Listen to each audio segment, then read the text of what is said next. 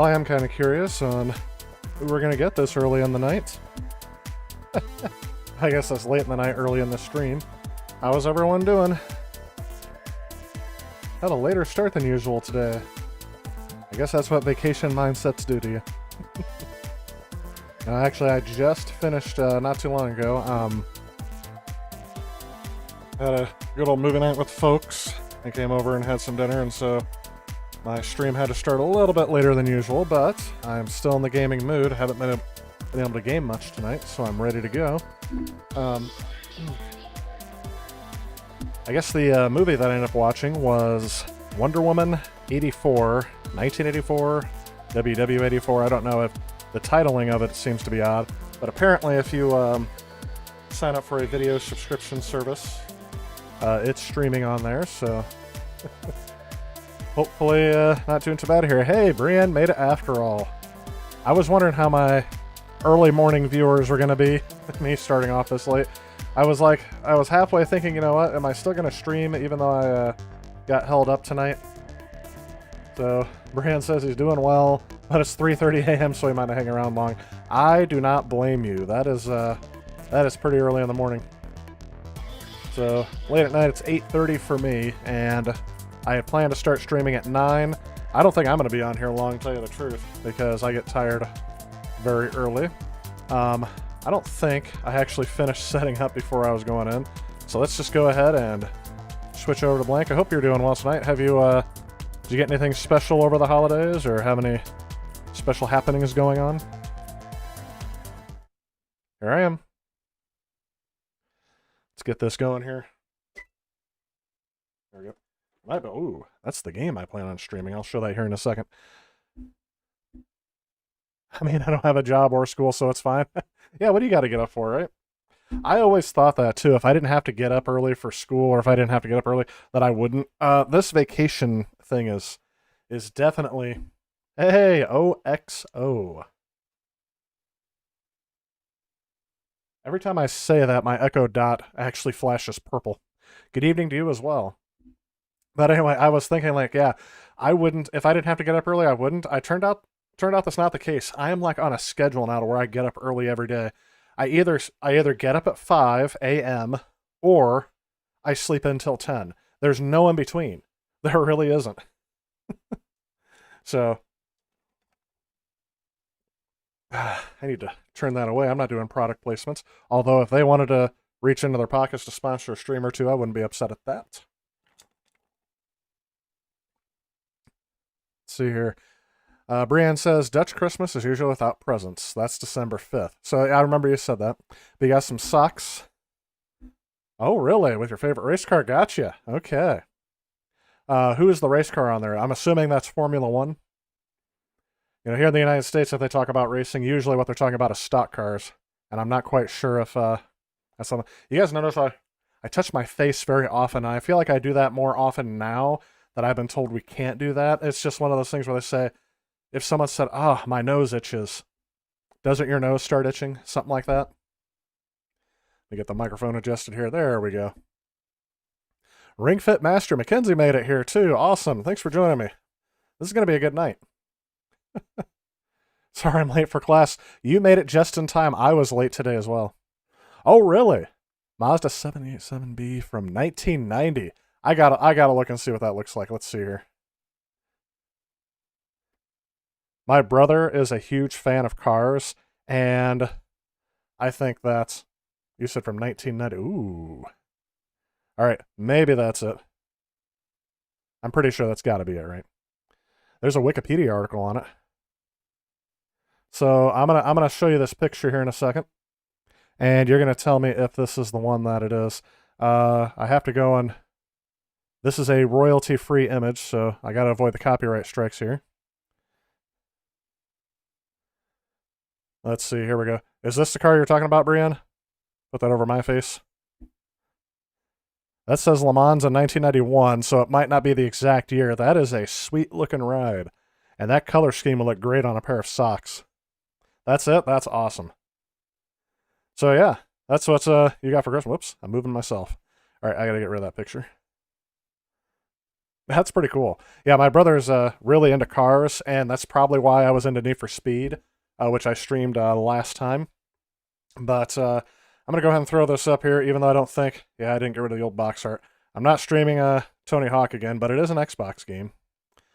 Let's go ahead and get rid of that. And I think I saved the picture of what I'm going to stream. This is actually... It's not what the person suggested. Oh, that's got a... It's got a label over it. There we go. But it is going to be one that it's inspired by what somebody suggested for me. So it's not actually going to be the game they suggested. It's one I'm going to. And to say the truth, we were talking about it just last stream, how it turns out that this system is retro. The Xbox is now almost 20 years old. We are a year away from 20 years old. Legally allowed to buy a lottery ticket, leave the country on their own, and drive a car, but not drink yet. That comes next year. All right. Well, that's a smaller picture, but... Bro. This is what we're playing. Let's fire it up.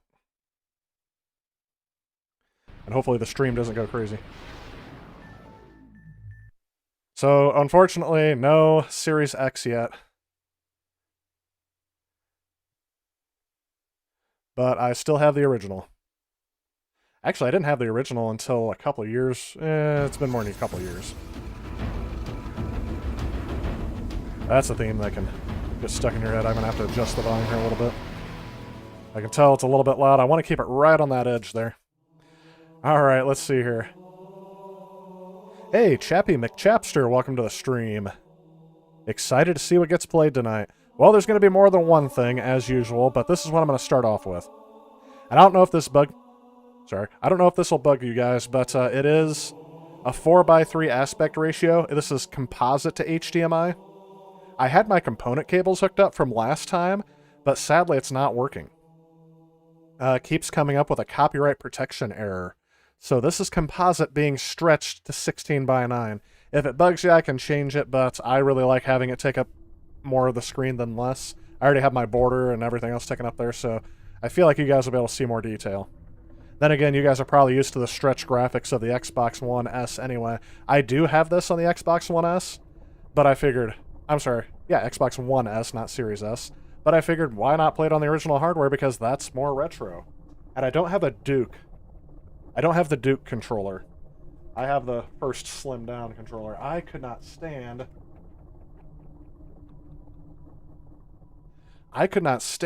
the original Duke controller. It was too darn big.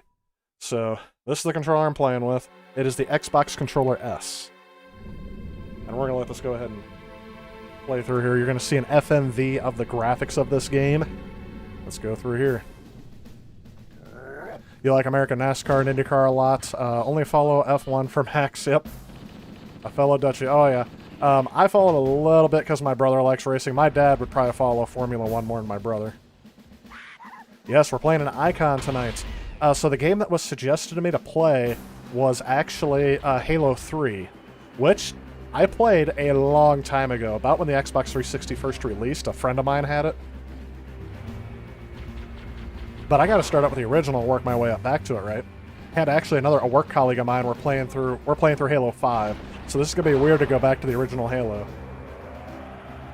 Mackenzie says, just watched your SNES Christmas video today. Oh, I appreciate that. Get you close to home, but you wear the opposite shoes. You're the eldest brother in your family. Oh, so you're the one who comes up with the ways of torturing the youngest. Yeah, I'm the youngin'. Built in 1990, I think you... Oh, it won Le Mans in 91. Okay. All right, hang on. I've got... My chat's not keeping up, and now it just... Whoa. There we go. Hey, Tim Patch, welcome back to the stream. Thanks for joining us. Halo, what's that? Are you an angel or something? I know, it's something different for the stream tonight. Oh, look at that 4-player action. I have not seen 4-player action on an original Xbox probably since around 2005. My brother had an Xbox. He eventually sold it, but me and him would go... my brother was in his... he wasn't quite 30 yet. He was probably in his mid-20s, and I was still in high school, so there's like a 6-year age gap between me and him. So he's probably still in his early 20s, but we'd go over to his friend's house in this very small rural community. I live in a small town. There's about 5,000 people that live in this town. But the town that I'm talking about has a population of about 500. We would go there, and a bunch of his friends, work buddies, would come up after work, and we'd play Halo all night. And the funny thing is, he was kind of a tech nerd, so he actually hacked his Xbox so that they can play Halo online. The original Halo is multiplayer, but it's only local multiplayer with System Link. They actually found a way, I'm assuming they had to use some sort of VPN to get them to think they were on the same network so that they could play. So yes, I'm excited. Jeff Stevenson, welcome to the stream as well. Thanks, Chappie. I'm looking forward to this one. Also says, I'm in the middle of putting together a Lego NES. Oh, yes, it is a great night for retro gaming. This system's supposed to be a retro gaming beast as well. Eventually, I have another Xbox original that I found that I'm going to try to hack because the CD/DVD drive on it quit working. So I'm going to try to hack it and put a whole bunch of old retro games on there, make that my retro system, kind of like the Raspberry Pi. Little Halo on the OG Xbox this chilly evening. Yes, it actually it snowed starting at about noon today up until about 2 hours ago, and we didn't have much accumulation, but now we have freezing rain, and we're expected to get like 1/10 to 2/10 of an inch of ice, just enough to make driving on it a little challenging. But we live in Illinois, we're used to it. It's not like getting 1/10 of an inch of ice down in like Alabama or Tennessee. Tennessee gets it from time to time, or like Georgia or something like that. You would think that means us Illinoisans know how to drive on the roadway, but sometimes it doesn't feel like it. But yeah, that's great, Chappie. You'll have to let me know how that NES turns out. I've seen those kits, and I was expecting to get one on Christmas or something like that, but just didn't work out this year. Maybe next year. And of course, that's because Nintendo's doing their 35th anniversary for Mario. I thought about playing a little bit of that Mario 35th anniversary on stream sometime. I'll have to do that before the end. Can't stand the stretching? Oh, I'm sorry. I know, I do that on my TurboGrafx 16 videos too, and I've heard some people say stuff about it. Unfortunately, it's just this is the native resolution from my capture card, because composite to my HDMI device, I have to get a new one that'll do 4:3. It automatically does it, and you can't shut it off. So maybe that'll be, I got a gift card for Christmas, maybe that'll be something I try to invest into, a better composite to HDMI device. That'd be good. I'm like mesmerized by these scenes here, because this is nostalgic. I don't even need to play the game at this point. I can just watch this all night. But of course we are going to play the game. We have to. The Duke kind of looks like the Dreamcast controller to you. It does, but there's something off about it. I think it's because you have to use both. It has two joysticks on it, and the Dreamcast controller only has one. Maybe that's it, the placement of those. Because the way I described it to someone is like, if you had your arm in a cast, that would be great, because you could put one hand up here and play it up here with the other one down here. That was the joke I used to make about it. No offense to those of you who had an arm cast. Weird for you to say that the Xbox is retro. I know, but we're there. My reasoning behind all of this, I asked the question earlier this year, or maybe late last year, is the Wii retro yet? And I got shut down to no end. Everyone's like, the Wii is not retro yet. The people who grew up with the Wii are still in middle school or high school. And I said, okay, I'll give you that. But when I was in high school, the NES was retro. So we're close. I can say with confidence that the OG Xbox is now retro, because it's almost 20 years old.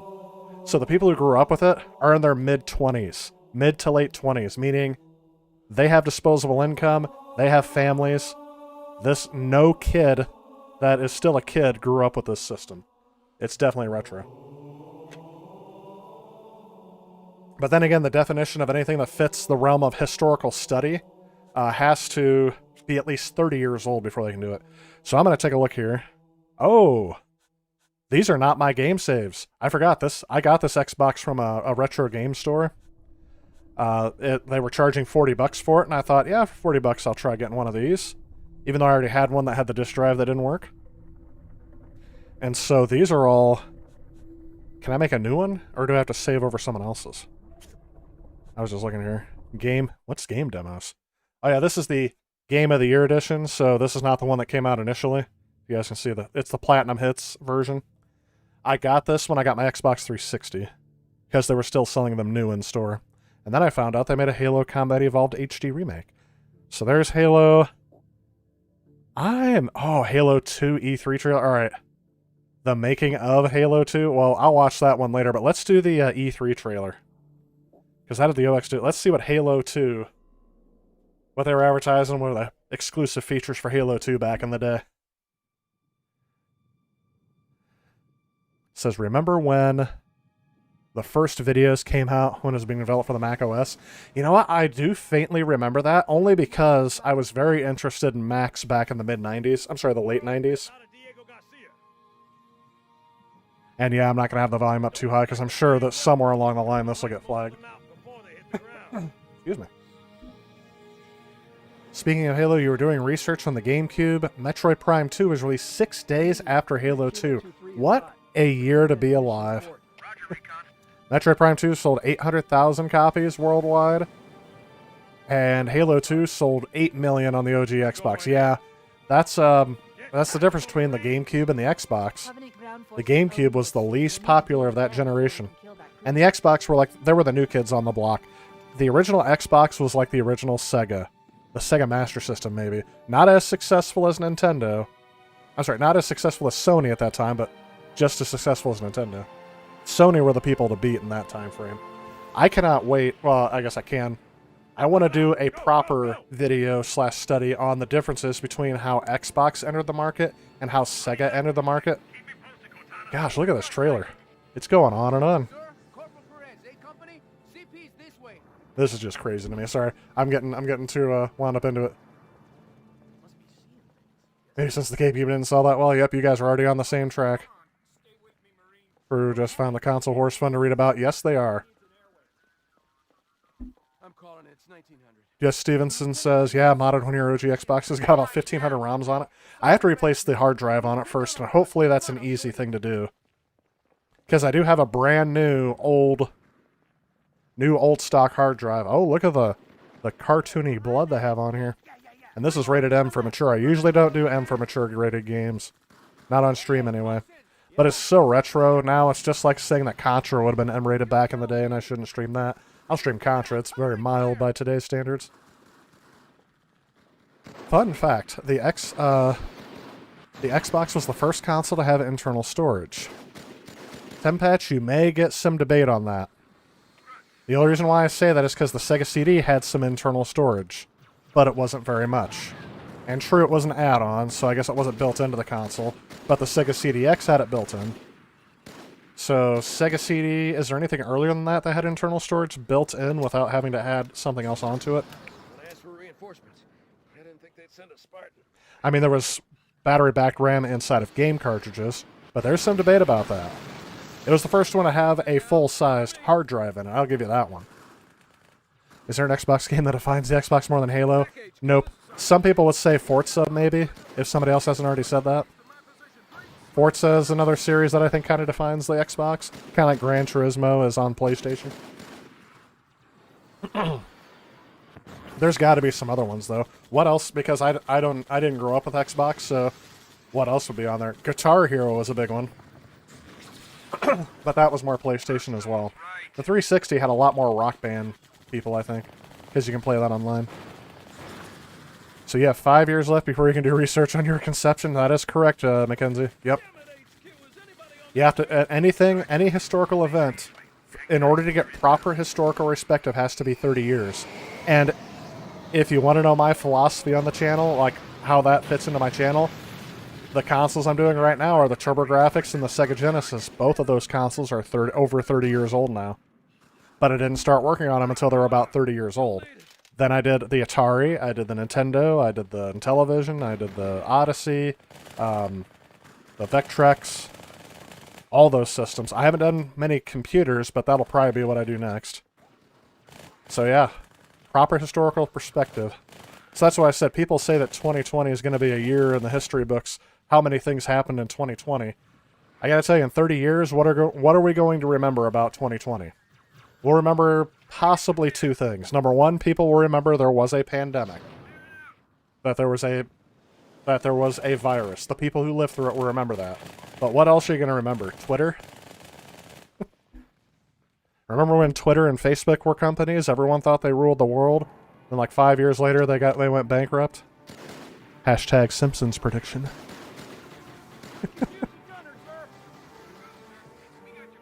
Conker's Live and Reloaded. You know what?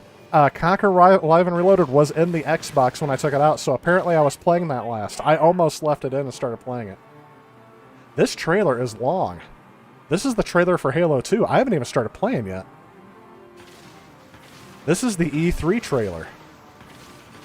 Gosh, I remember seeing footage of this. I didn't actually see the full E3 conference back then. I didn't have an internet connection capable of streaming this back in the E3 of 05.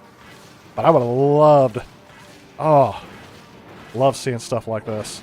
This would have made me jealous to have a PlayStation 2 and not a... Looks like they combined elements of Grand Theft Auto with Halo, doesn't it? Because now they're going through the streets, there's other cars on the road. I mean, yeah, you're battling everything, but... I remember so many games started adding elements of Grand Theft Auto. Like Jak and Daxter's a prime example. Is there any game that is more different from its predecessor than Jak and Daxter, the first one, and Jak 2? Jak 2 is virtually a Grand Theft Auto 3 clone, but made as a kid's version.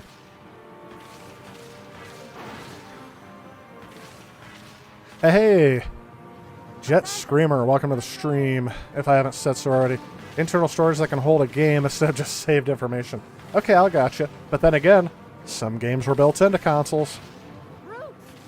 So, what's your response to that?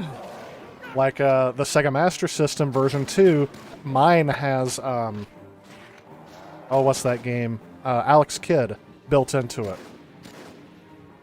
So, that has internal storage, if that's your case for it. Ghost, to your right. I know it stinks to argue with me because I have examples of counter-arguments for everything, it seems like. I think the OG Xbox could have sold a lot more units, but its expensive architecture made it hard for Microsoft to drop the price, unlike the PS2 that had the slim model.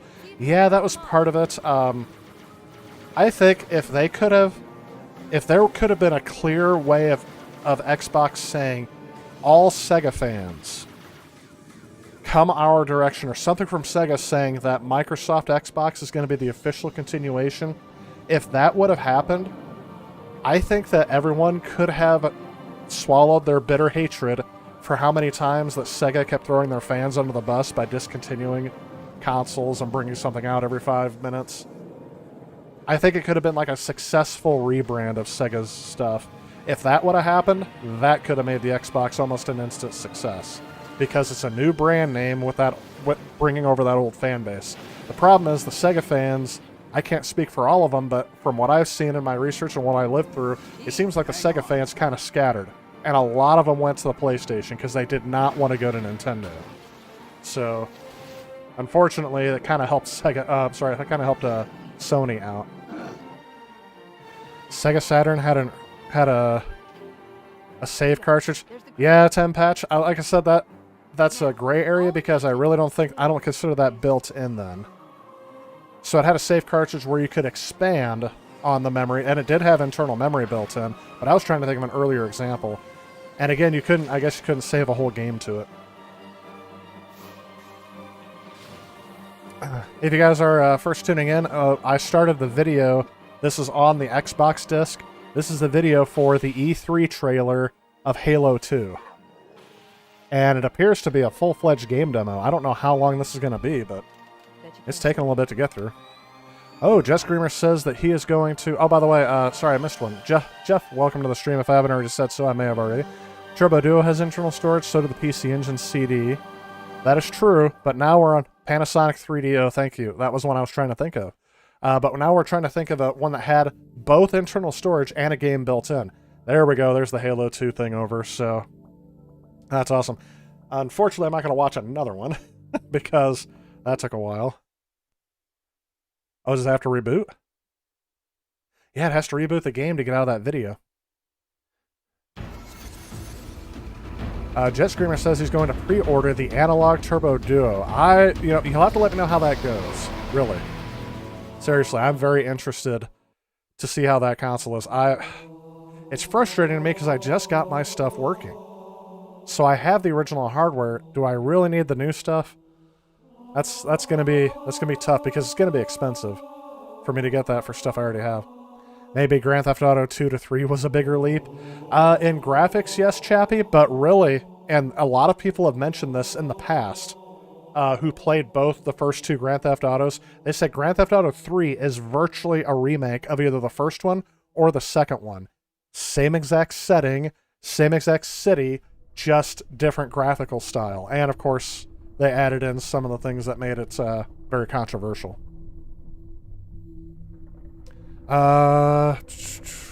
Hey Tyler, if Rare was never sold to Microsoft, do you think the GameCube would have sold out the original OG Xbox?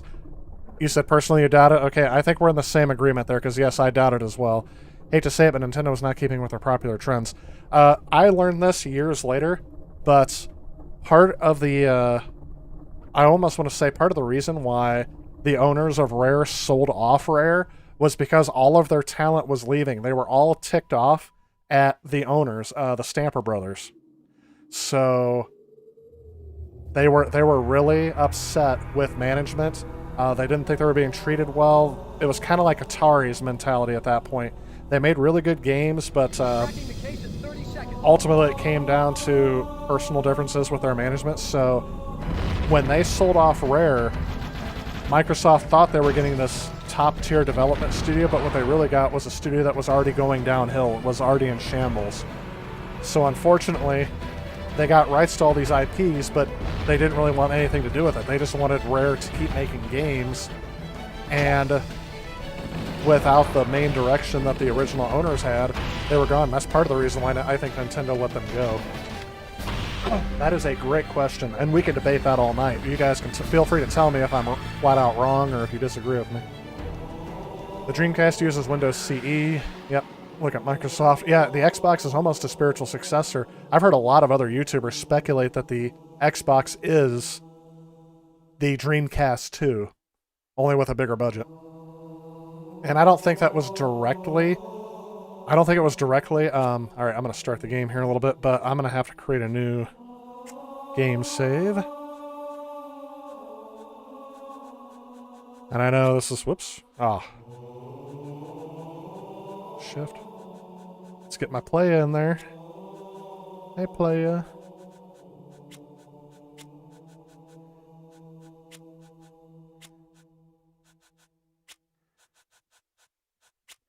By the way, if anyone asks, there will not be a New Year's Eve stream like there was a Christmas Eve stream. Just happened to work out this year for that to happen. I will actually not be in town during that. Turns out I will have some different things. So I'm going to do easy mode just because I want to have a good time playing it. I'm not looking for a challenge, and it's been ages since I played the original. So we're going to have a cutscene to sit through here as I catch up on some comments. Funny nowadays you find many Sega fans are Nintendo fans too. I blame the Virtua console. Oh, I forgot about that loading screen. Look at how awesome that looks. Bungie really knew what they were doing with this thing. What you mean to say is you can download a game to the Xbox, so built-in game can be anytime. Yeah, I don't know. I guess I didn't own it. I know you could on the 360, but was the Xbox Live Store around back then?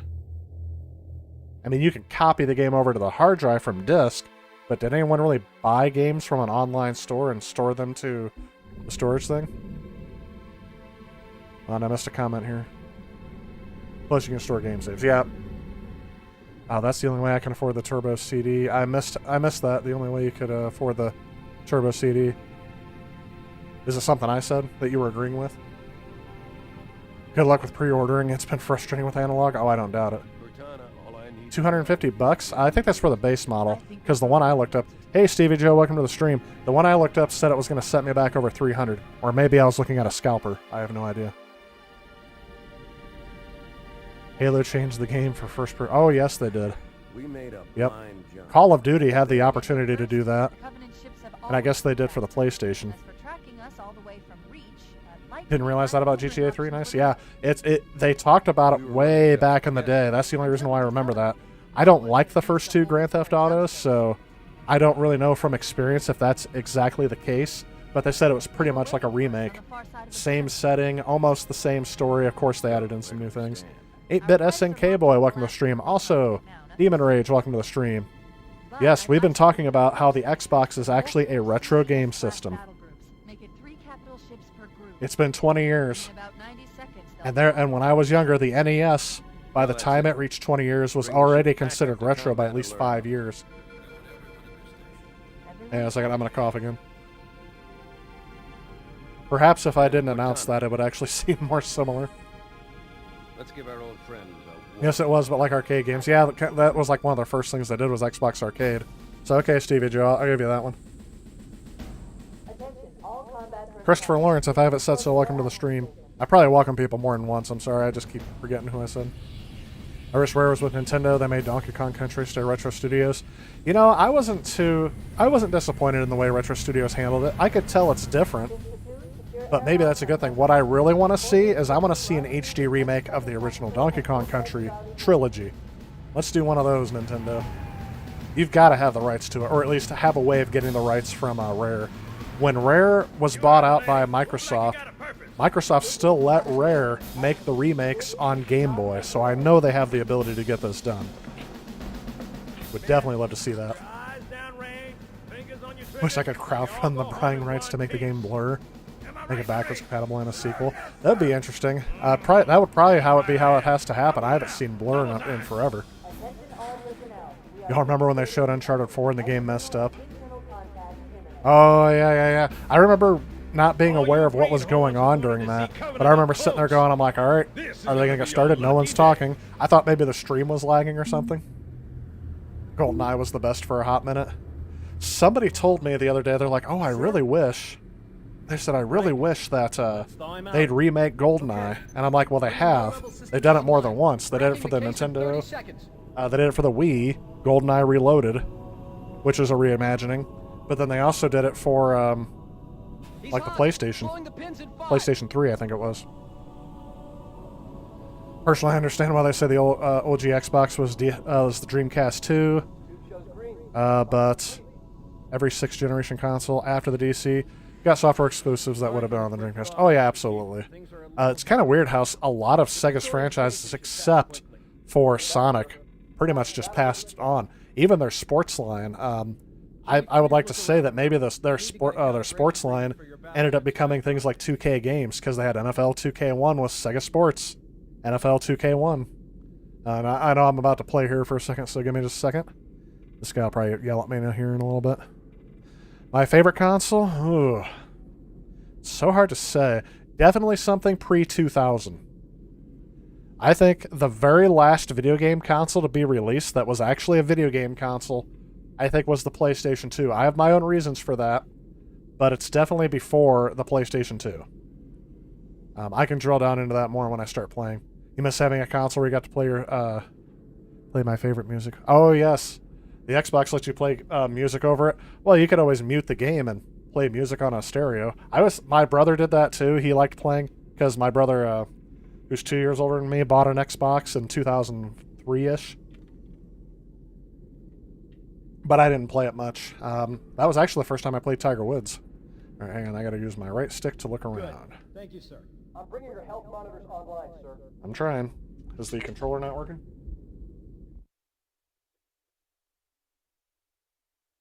I may have to grab another controller. Nope. Vital signs look normal. No freezer burn. All right, let's get this going here. Climb out of the cryo tube. Yep, Rare can still make games for the handhelds. You like the DKC remake too? Absolutely. Perfect Dark is doing something new. I was surprised to see that.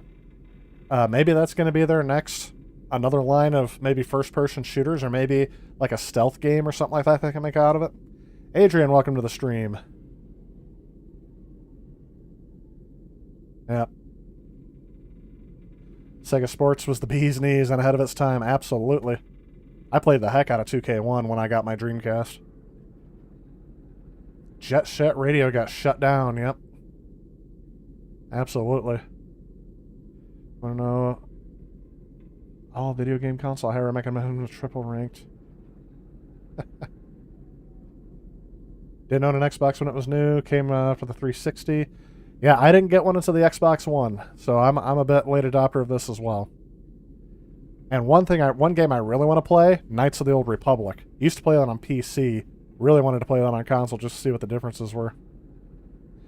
Hard to find the Xbox for the original system these days, or for the Xbox One. The Xbox One controllers are hard to find. I tried to get one around Christmas, and all I could find was used. Alright, 8-Bit, I appreciate you stopping in. Happy New Year to you as well. Alright, I'm going to try, you guys keep the conversation going. Whoops, I'm going to try to get out of this tube and actually start playing the game. I spent about a half hour just, chatting it up here. Time to actually put some games on. Dose of the wake-up stim. Take a quick walk around the cryo bay and join me at the optical diagnostic station when you're ready. Oh my gosh. So, remember again, I am playing this on composite, being upscaled to HDMI. I had component in, but the component stuff stopped working. Because it said that what I was showing was copyright protected. So I gotta figure out a way to fix that again. Okay, that looks good. Sir, I'm getting some calibration errors. I'm going to invert your looking pitch, so you can see if you like it better that way. Try targeting the flashing lights again. Oh, I hate it how they have you do this. I hate inverted looking. Leave it like it is. Nope. Other way, please. Okay. Try looking up and down again, please. Yeah, I hate inverting the, Like that, or switch it again. That's perfect. Leave it the way it is. I'll leave the pitch normal. But I like how they build in the tutorial of setting up your controls into the mission. That's just stuff that they don't do anymore because they assume you already know how to play this stuff. I'm ready for the energy shield test now. Please follow me to the energy shield. That's my first checkpoint, guys. First checkpoint on Halo in years. Alright, where am I supposed to go now? Other side, yep. I'm gonna charge up my shields.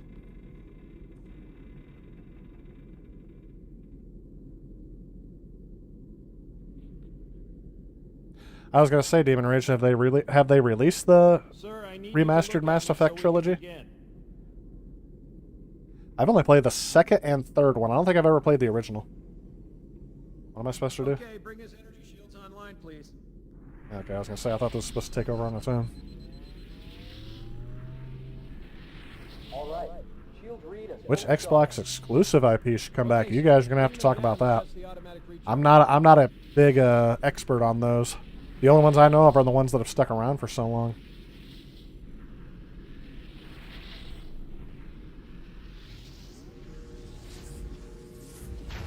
Ow!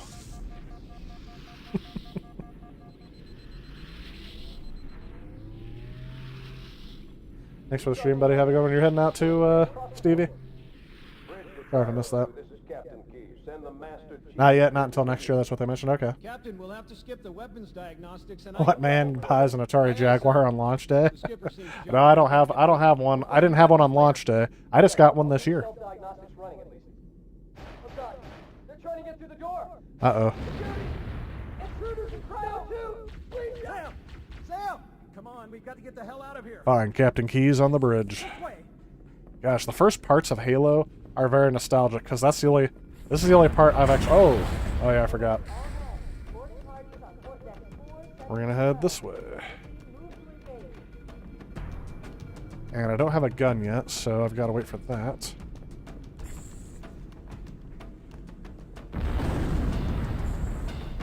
I still should be able to make it through here. This is a great level for a tutorial. As I said, they just don't do... Wait a minute. Pretty sure I can pick up a weapon somewhere. Yep. They just don't do levels like this. I have no weapon. Because they assume everyone's already played a first-person shooter by now, but I really think that more games could learn from this example. Because this is an old-school style of video game play that has been updated for the 3D world. I'm going the wrong way right now. And these controls. I mean, I don't know. They still feel these controls still feel tighter than most modern first-person shooters to me. Maybe it's just because I'm used to it. Oh, he's in pain. Just to think, this is all retro. Not trying to make anyone feel particularly old. I like these brightly colored things. I did notice in the HD remaster of this game, it is a lot harder to tell where to go because they're HD skins on everything and HD textures. I mean, they're not as clear on where to go. So I found myself getting lost more when I played the remake of this game. Good to see you, Master Chief. An Atari diehard fan, yeah. Not to just PS2 fans, but wish Half-Life 2 was on the OG Xbox. That'd be a good one. 3D console gaming's been around since '95. Crazy to think. I mean, yeah, but even PS1 looks retro. This doesn't look like it's supposed to be retro. Gosh, look at Cortana.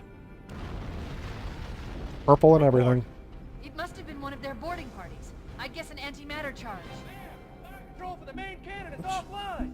Captain, the cannon was my last. Hey, I see Pizza Boy. Welcome to the stream. Bray Dodo, like Wolfenstein 3D. Yep.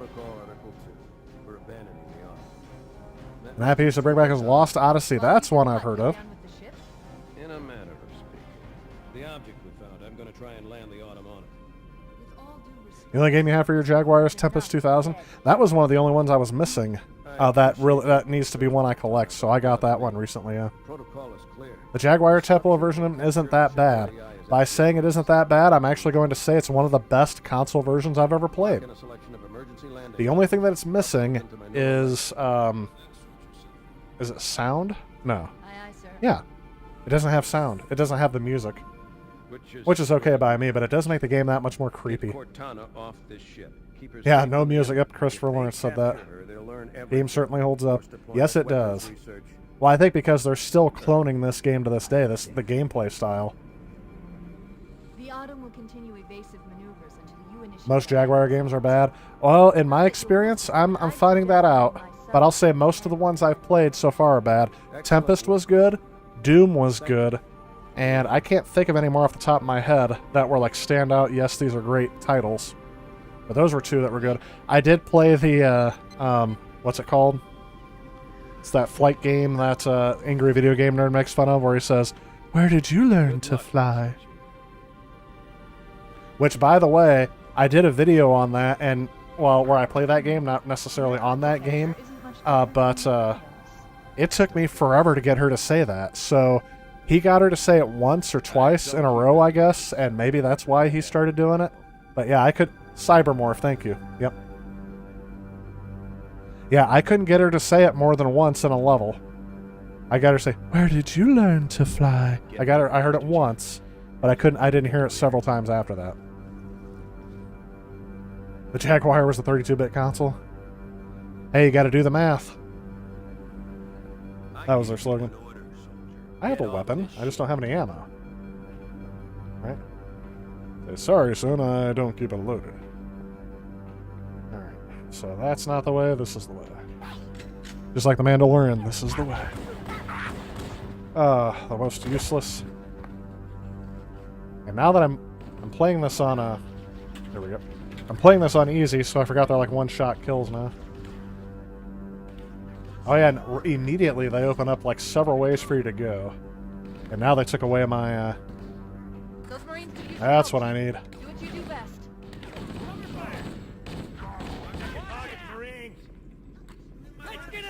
Man, easy makes them go down quick. I am not swapping for their mediocre weaponry.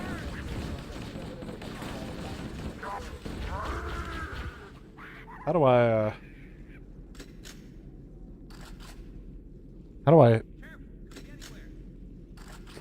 That's it. Okay. I gotta remember all the controls here.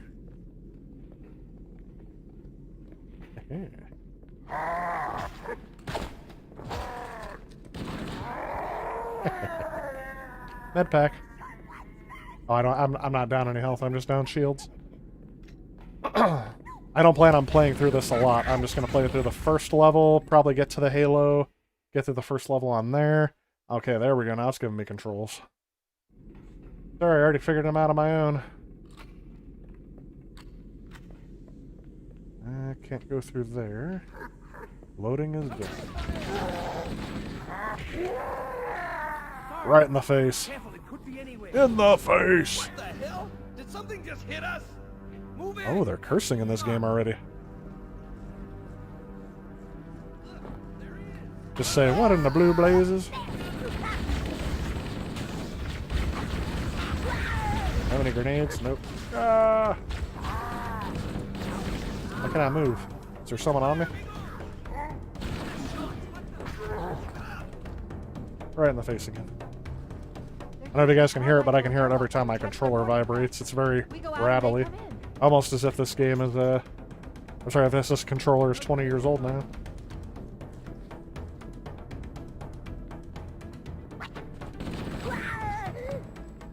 Where's my flashlight? There it is. There's so many buttons on this controller, it makes it feel like the Atari Jaguar controller.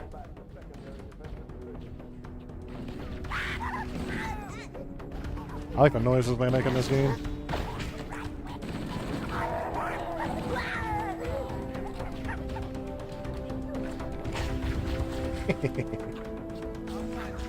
I am unstoppable. Putting this game on easy mode is actually kind of fun. Because you get to go and do ridiculous things the entire time. Like run in head first, get shot in the head 400 times, and you still get to hit him with one shot. It's the exact opposite of the games on modern consoles. See all the loading hitches there? I forgot how much RAM the Xbox has. If someone can look that up, I'd be interested to find that out. Anybody else? Get some.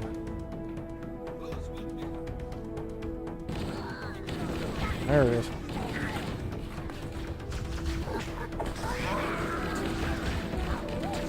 See that? I'm like, hit him in the face twice and he's dead. Someone dead? Nope, he wasn't dead, but he's dead now. Alright, where am I going? Oh, what do I got here? Picked up an overshield. Oh, now we got something going here. Oops. Flashlight on, crouch. Flashlight off so they don't all kill me.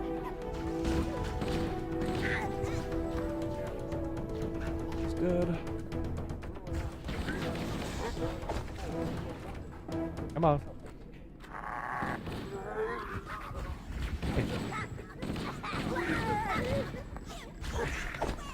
The only alien scum is a dead alien scum.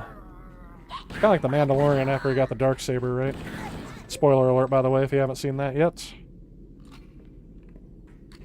Oh, that kept weirding me out the entire time I was watching Wonder Woman, which I watched earlier tonight.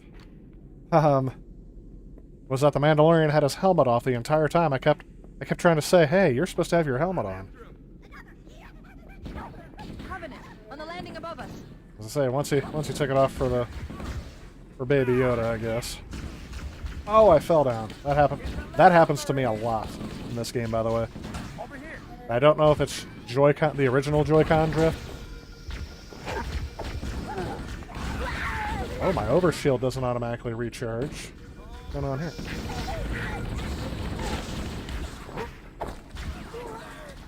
Where'd it go?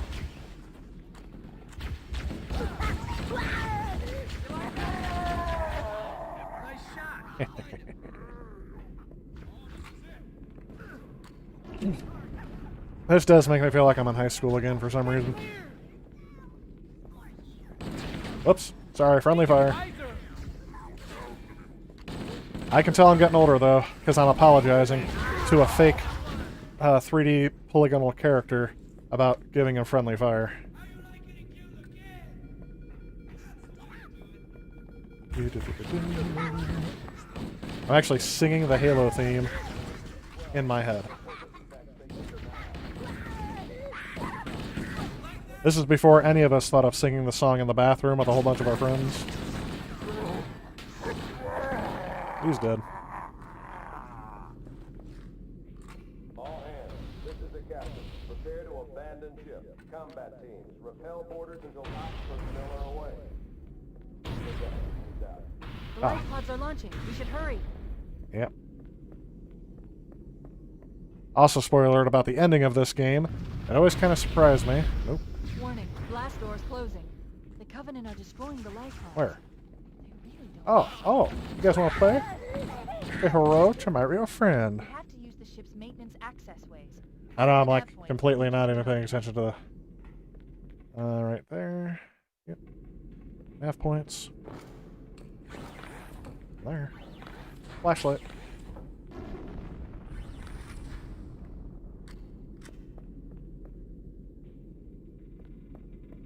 If I'm right, they'll wait until I face them before they start firing, right?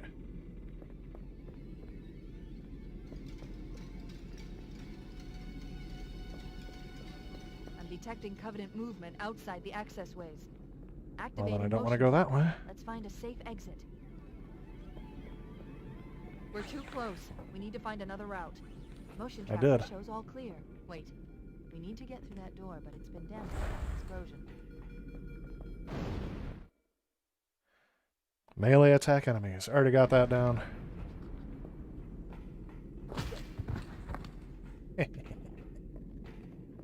That really makes people irritated because I'm not that good at this game. For me to... Where is he?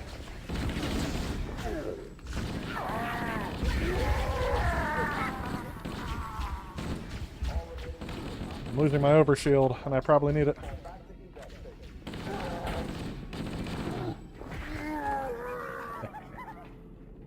You're dead. So's your friend. Nobody that way. We're moving on. Turn off my flashlight so they don't come at me. I am way too far into this game now. It looks like Oh, the look. Covenant wanted This is to where they catch blasted through earlier. Oh, now they're coming for me. I forgot, are the red ones any different than the blue ones? This is a secret area, so there's gotta be a... Ah, there's not anything in there?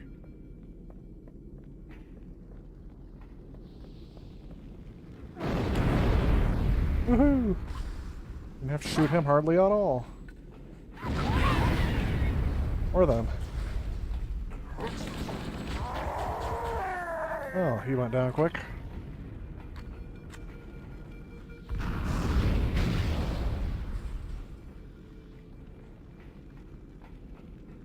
I'm missing something. I do have to go through here, don't I? Yep, and it wants me to go through the ventilation shaft again. I could not imagine this game trying to be put on a power PC of the 1990s. I shot him. He should be dead. Got like 400 rounds into him. In an eighth of a second.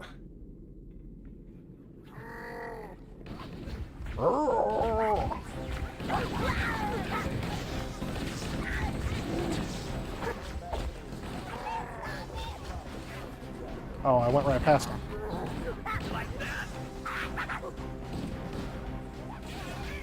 Out of my way, I'll lead the way.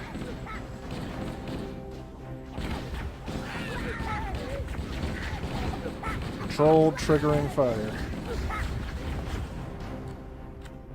My controller is going ape crazy. I overcharge out yet? Something's hitting me. The AI on this game are kind of... I remember the AI on this game being very advanced, but of course I'm playing on an easy mode. But it doesn't really feel like that to me now. Where'd he go? Oh, there's another one back here. Isn't one of those, Oh, my flashlight is, going out. I lost him. Where'd he go? He's running away from me. He can't be that big of a threat, can he? Come on, crouch. Crouch.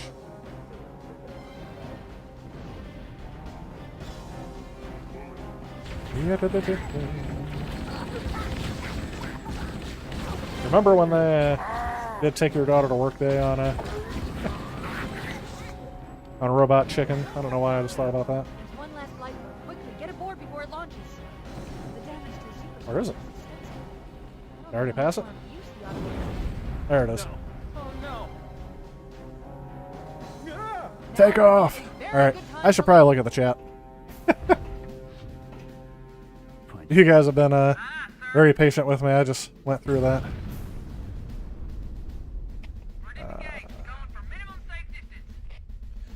I missed a lot of the chat, so I'm just going to say here. Out here. Gozer from Ghostbusters apparently came up in the chat. Jaguar has an exclusive Bubsy game, eh? Everyone loves Bubsy. Club Drive and White Men Can't Jump. Yeah, that's a franchise that needs to come back. Recommend Rogue Galaxy for PS2, a great action RPG. I'll have to look into that. I don't think I've seen that one. Need for Speed Underground 1 and 2, Shenmue 1 and 2 on the OG Xbox. Took hours and hours of your life. It's accelerating. Keys is going Wouldn't change a thing. Oh no, your stream's out. Well, hopefully you can get back on. Okay, it's good now, yeah. Usually by the time we go. And Icy Pizza Boy, that's actually how I played through the campaign mode the first time. Was on the PC. I have the PC version of Halo. Sure you wouldn't rather take a seat? We'll be fine. I played it on Windows Vista, Still had of all fingers things. crossed. They need to remaster Need for Speed Underground too. Yeah, but no, on EA, they're going to have to add some sort of pay-to-play system in there, isn't it? One time I saw a PC copy of Halo 2 at a thrift store. Oh, man, I wish I had the Halo 2 one. That one's hard to come by these days. Final Fantasy, when Final Fantasy went action RPG, you returned away from that series. 64 meg of RAM. Thank you, IC Pizza Boy, for the RAM on this thing. It looks like they're using all 64 RAM. Think about it. This was 2001. No game on PC looked this good. Blood Rain. Oh yeah, you had the local library selling you games. Wish for Time Splitters 4. That's an interesting one. I don't think I own any Time Splitters games off the top of my head. I really don't. I'm gonna have to shut that heat vent. It's blowing right on me, and I'm gonna start sweating here pretty soon. You guys are gonna think that I'm sucking it up at the game because I'm sweating so much. T-Tech Trab, welcome to the stream. It looks like you've been here for... You hear that? Controller's going crazy. It almost bounced right off the Chief, desk. can you hear me? At last. Are you all right? Can you Yeah, the hack and slashes, yeah.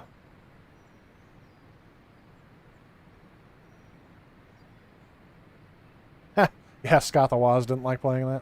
Wonder Woman 1's probably your favorite DC film in recent years. The Wonder Woman films have actually not been bad. I've enjoyed them. I wasn't expecting them to be bad. Adam B, welcome to the stream, by the way, if you're still on. Sorry, I've been ignoring the chat a little bit. I have been deep into enemy territory. I'm going to pause it real quick. I'm going to have to turn off that heat vent. I am not playing on Legendary Running Dog. I am doing the exact opposite.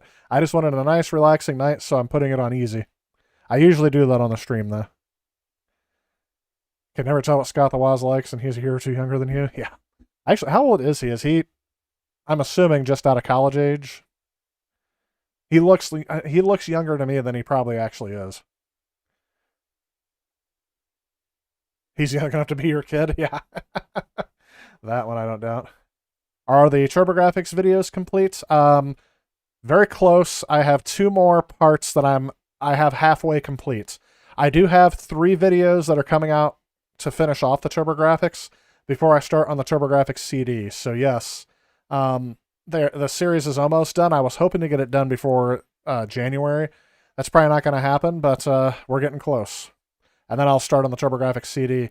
But don't worry, next month I have some TurboGrafx videos coming out where I get help restoring the TurboGrafx and the Turbo Duo that I've been streaming the last couple weeks. You have the Halo 2600 version? Is that a cartridge? Yeah, you can play on real Atari hardware. That game is kind of crazy. That game would have been groundbreaking back then, but of course, it doesn't hold a candle to the real one. That is, I told you that the controller's going crazy. Mario RPG and the Mini. I think it's funny, Sony and Microsoft got sued for adding the Rumble. Really? Oh, did N64 do it first? What about Dreamcast? Alright guys, hang on a second. I'm going to shut that heat vent because it is blowing right on me and it is hot in here.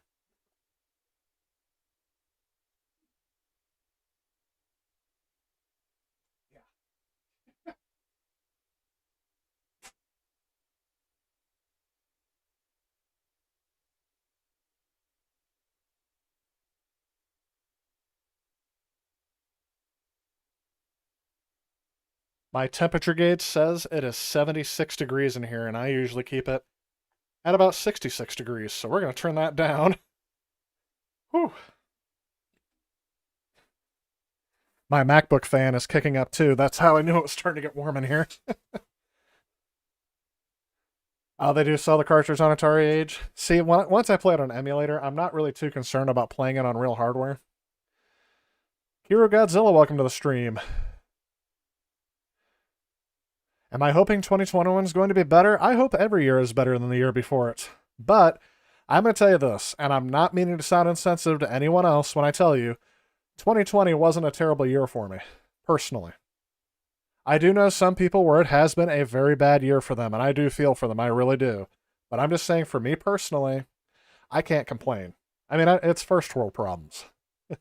My stream kept cutting out. I mean, come on, some people lost their jobs, their livelihood. Some people I know lost family members. I can't complain. I really can't. And if I did, who would listen?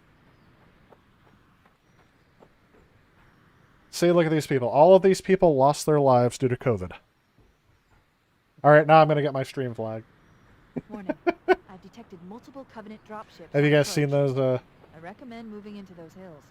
If we're lucky, the Covenant Where am I will supposed to believe go? that I keep everyone forgetting. aboard this lifeboat died in a Where's my crash. nav point? Evade Covenant patrols. Well, does that sound like something I would do? There it is. There's the bridge. Right? I have to cross the bridge and then get up there. And for some reason, I thought I had the ability to sprint up. There's Covenant dropship. Alert! Covenant dropship inbound. They must be looking This for game survivors. also had a I recommend huge story. evasion.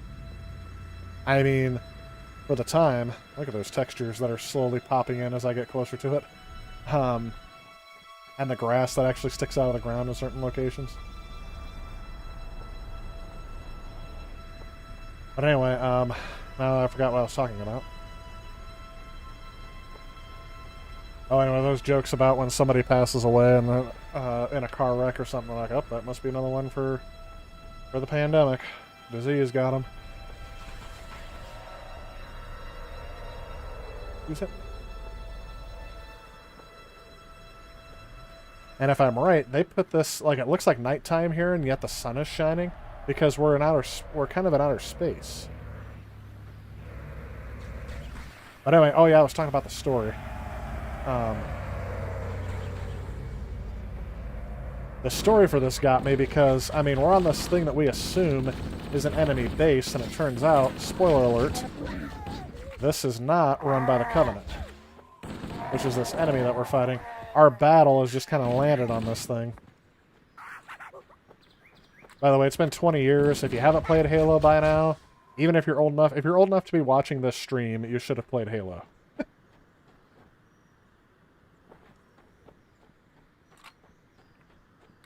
Whoops.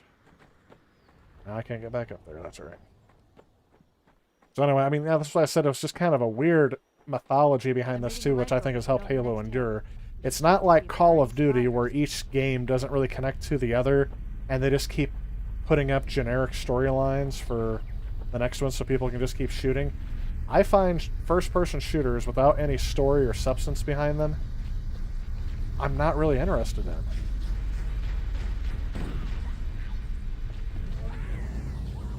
It's kind of like what somebody said before about story, about a game designer who said, you know, if Mario wasn't trying to rescue the princess, what's the point of getting to the end of level 1? I think I heard somebody say that before, and it's a good quote, because story really has to form a personal relationship with a player so that they'll actually put some effort into playing the game.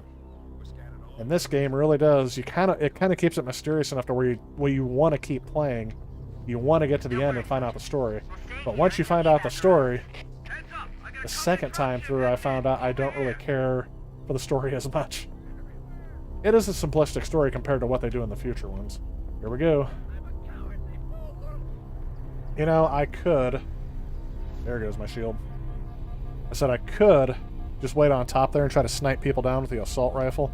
That ain't gonna work. I also like, too, how you have the HUD element here, but then you also have your... Oh yeah, come get me, come get me. You're dead. dropship right above me?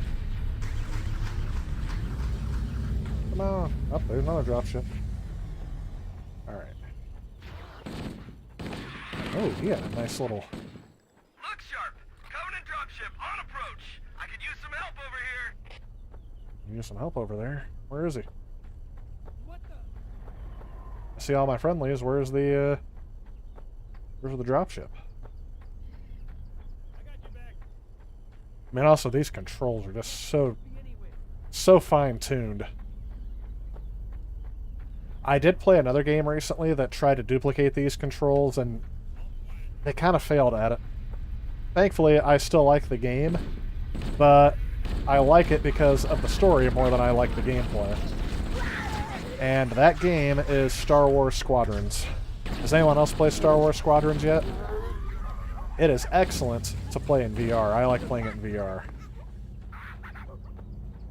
But they kind of messed up the flight controls for me a little bit. I guess they had to do something because they couldn't just... Well, they could have, but it might not have made sense. They could have tried to duplicate these controls, but... Somehow flying the TIE Fighters and the X-Wings to me are... They seem a tad off. Because one stick controls your yaw control, and the other one controls your direction that you're flying in. And for some reason, it's not as intuitive as these controls are for aiming and shooting. And I feel like they could have been. There we go. And I'm taking the long way around on everything. Oh yeah, I forgot I have grenades too.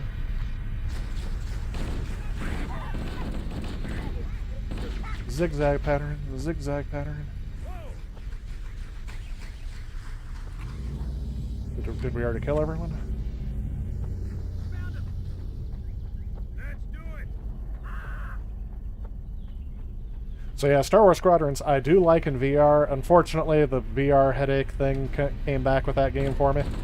So it's not one I can play in VR for a while, but thankfully, I can also play it in a regular setup. It's just not as fun. You're dead. Where is he? You're right behind me.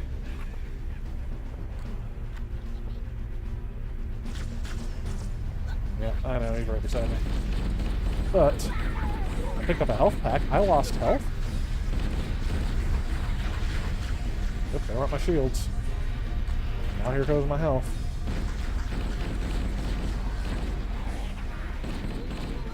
Say, do I need to find shelter? Now they're hiding in the trees. This is what I remember thinking that the AI was like. This is incredibly easy now. This is Pelican Echo 419. Anybody read me? Repeat. Any UNSC personnel respond. There we go. Now I think the friendly ship's coming in. Roger, Echo 419. This is Fire Team Charlie. We read And we're gonna get picked up and taken away from this area. Roger, Fire Team Charlie. Good to hear from you. Another thing that sounded like this game was revolutionary for back in the day I'm on my way. is it has these huge environments, all these textures that are loaded in. I mean, it's definitely something that nobody has seen before. Even on the PlayStation was hard to duplicate. Bowhammer, I need you to disengage your Warthog. The Master Chief and I are going to see if we can save some soldiers. Roger, Cortana. I forgot where I was going with that. Okay, Oh, Charlie but Team, one thing I think is saddle up and give 'em hell. there we go, the Warthog. Will they drive me if I get in the back seat? Evac survivors and transport them to safety. Oh. That's affirmative. Echo 419 staying on station. Bowhammer out. Master Chief and I need some backup. Can you spare a few minutes? Nope, they're not going to drive me. Alright, how do I get out? Get out!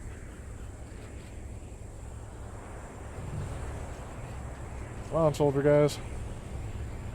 Where's my gunner? Where's the gunner? I forced him out and now he's not going to come back in? Whatever. Yep. By the way, this has never gotten more easy to control. I was talking about something beforehand. I'm sure I can look at the chat and you guys can remind me. Go ahead and pause so I can catch up on the chat here real quick and see what you guys are talking about. You're recently playing Black on the OG Xbox. Have good surround sound, gun controls. I like playing games on the OG Xbox that are progressive scanned because getting 720p on a piece of hardware from 2001 is kind of awesome.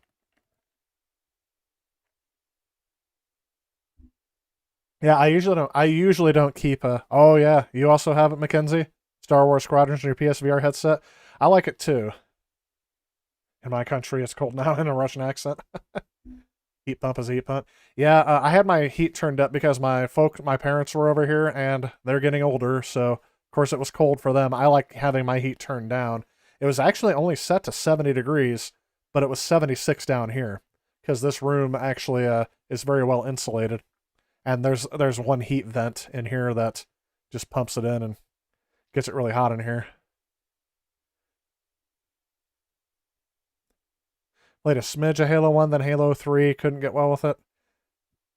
No, never got a chance to fully appreciate the franchise. Well, I played a lot more multiplayer of Halo than I have played the story mode. And to tell you the truth, if I wanted to get real nostalgic out of it, I would play online Halo instead. But I had to come back and play this game just to go through a few of the story mode. But I haven't beat the story mode probably since 2005 when I had it for PC. The Bruce Lee game for Xbox. Love first-person shooters, but Halo, not your favorite game. Doom. Oh, okay. Yeah, Doom and Wolf 3D. Well, yeah, that could be a good one. Chid, also welcome to the stream. That's the first time I saw your comment, so... when I change to Sunday streams, any idea what time it'll be at? I will try to start at the usual 6 p.m. Central Standard Time. So that's my goal. This is the last stream, by the way, before I switch over to Sundays. There will not be a stream next week, just because work's going to be picking back up. And then, again, the reason why I'm switching the streaming day to begin with is because of all that. If you guys want, let me know in the comments. Let me know if you want me to stream earlier in the day. I can't really stream later because I want to give myself enough time to play a game. But because I could stream earlier on Sundays since I don't work before, but I can't really. Yeah, I can't really stream later. So 6 o'clock seems to be the time that works out best for me. Good question, by the way. It's a CL. You play console or computer? Well, I'm mostly playing console, but I have my MacBook, so I don't really play a lot on computer. But due to coaching esports, I've been playing a lot more on computer. What I've been playing lately on computer is I played a lot of Overwatch recently, Rocket League, and most recently I've been playing Valorant. And yes, I'm a little out of practice. Picked up R-Type for the Sega Master System earlier today. That's a heck of a pickup. I personally liked it on there, but oh no, I forgot how to drive. There we go. Really, like I said, the controls are not as intuitive as you think on here. Oh, jump. Nice one! You said nice one. Alright, so my goal is not to go over the cliff, because if I do, here's what happens. Whee! I didn't die? Anyway, this is where I'm going. Darn it.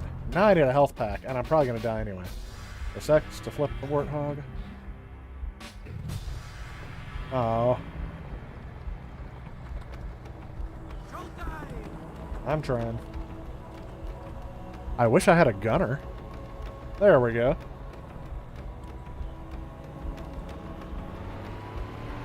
And after watching Wonder Woman 84, that's a phrase I don't want to say. This cave is not a natural formation. Someone built it. So it Really? must I thought be. this was natural. Then again, we are on a Halo planet ring flying through space. I've hacked into the Covenant battle network. You're actually So I got through the tactical checkpoint, data on but I need to find a way to channels. off myself so I can get health Show back. them who they're dealing with. Master I Chief, can't believe I I'm going to survived use that. your I thought I was super gonna die. transport system to monitor their chatter. Of course, whenever it's to my detriment, the game will always do whatever that is, right? That's every game that has been programmed since That's interesting. Since 1980. Let's see if this will work. Oh, no, not quite. probably killing my gunner. He probably has no problem dying.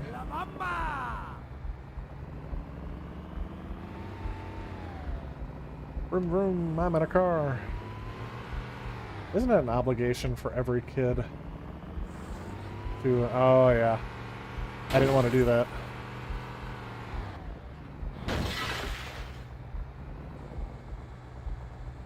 Right? I need to jump a chasm somewhere. I think this is where I just came in, right? Yeah. So let's do this. Let's do that. Hopefully I don't flip. Good. Back all the way up. Alright, here we go.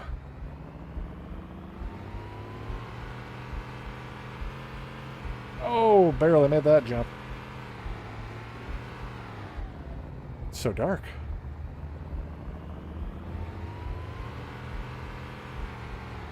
Now, back in the day, I probably used... There we go. There we go. Now, I know what I'm supposed to do. Am I going to do it?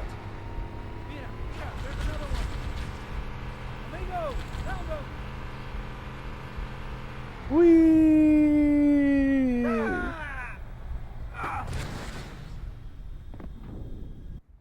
Oh, there is a bottom to that cavern. Alright, I have to make a jump again. Oh, it saves my health as well? Oh, this is probably where I'm going to end it then. I have to fight all of these monsters with just 1 bar of health. Alright. Start firing. What is he waiting for?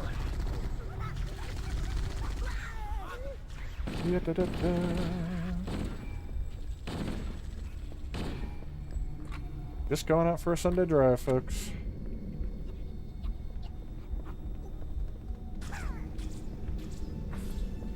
Somebody's firing at me. Oh. Got a needler.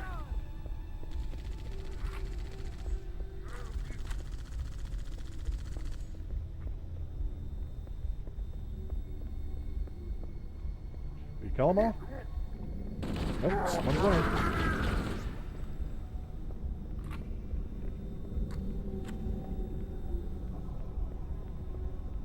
There must be some mechanism to cross this chasm.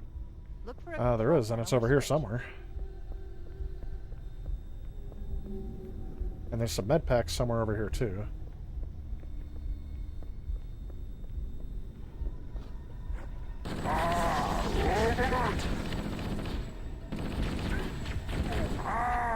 Don't you want to be an alien that can take 400 gun shells to the face?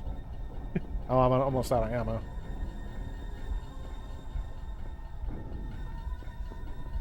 Can't believe I have to do this with 1 bar of health because I accidentally jumped off a cliff. Yes, that was an accident.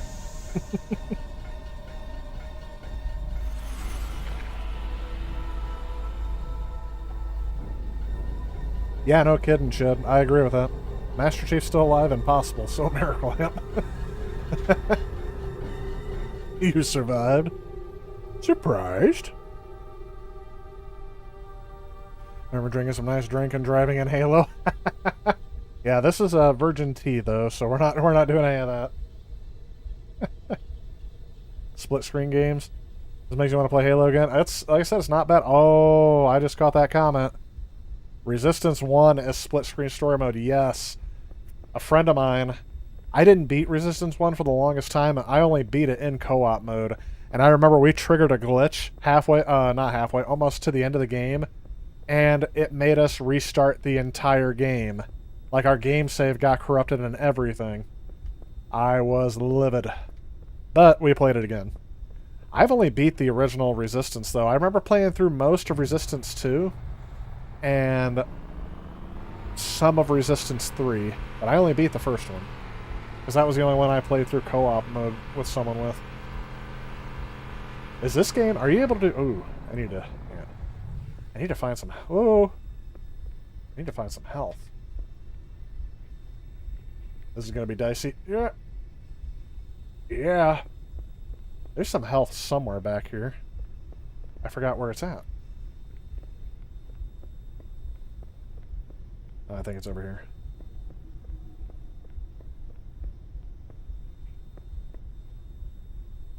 Nope. Huh.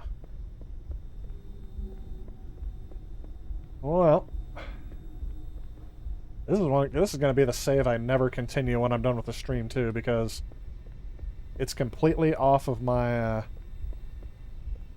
I've just got that one bar.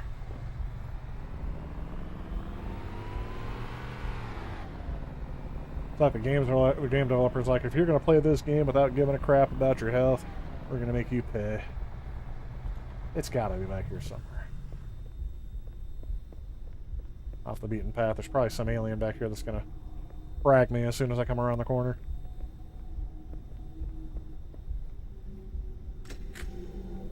Go to the most useful weapon in the world. People would be upset because I wasn't very good at Halo, but I would play only using the pistol or the assault rifle, and somehow I got up here. Somehow I would always manage to sneak up behind one of the better players and hit him in the back of the head and kill him. I was very good at finding them in their sniper positions. Well, that didn't do any good. Alright. No health over here. Hey, Mr. Tamia, welcome to the stream. Go, go, go! Alright. We're moving on. There's new traffic on the Covenant battle network. A lot more crew made it off the Autumn than I had predicted. The captain really gave them hell. If we can find Captain Oh yeah, I Keyes forgot and we gotta other find survivors, Captain Keyes. That's like the whole point of first half of this game. And then the second half of the game, survival.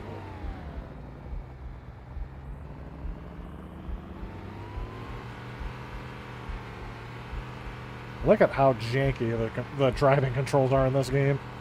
How this game ever got any good with making you actually use this vehicle is beyond me. And you only get to drive a tank for like a very small portion of it. Union Tour, is this going to give me more health now? I thought it was going to an automated cutscene.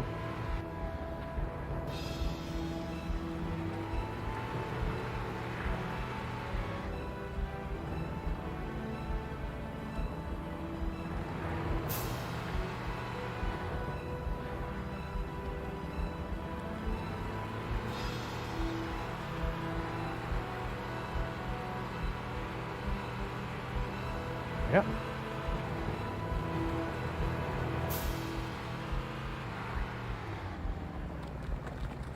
Follow the river, if I remember correctly. Is that? Oops. Maybe not. Lifeboat detected. No sign of survivors.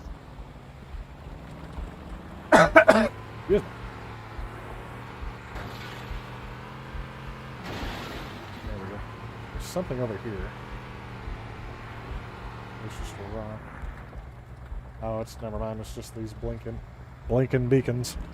His beak blinks like a blinking beacon.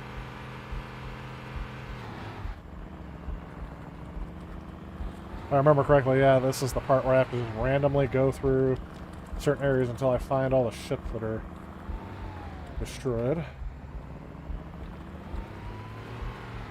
Come on, get him. I'll run him over. There's a med pack in here somewhere.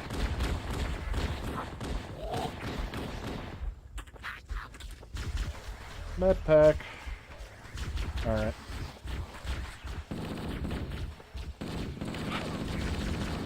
I don't know why the guy who was with me is not shooting anymore. Did he leave? He's like, oh yeah, we're on an alien planet. I'll just leave him. Why not?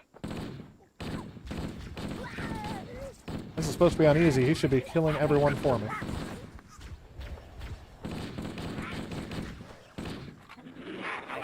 Yeah. Alright. I don't know where he's at. But he better get here quick.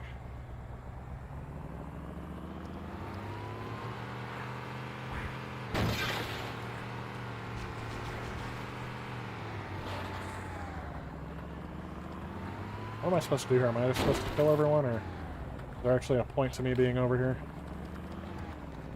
Oh, somebody got sniped. Somebody's killing these things. There are some Marines hiding in the hills above the structure. Oh, there we go. Come on, Marines. You're a sight for sore eyes, Chief. There we go. Come on, passenger. There we go.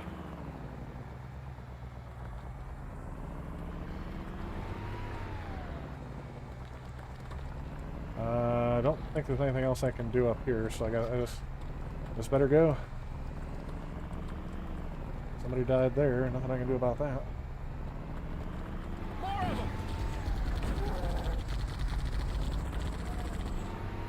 Stay on target. Every time he fires, this whole thing shakes, and yep, now the entrance is going to be guarded by more Covenant soldiers. Yay! Over here! Boom. I'm on it.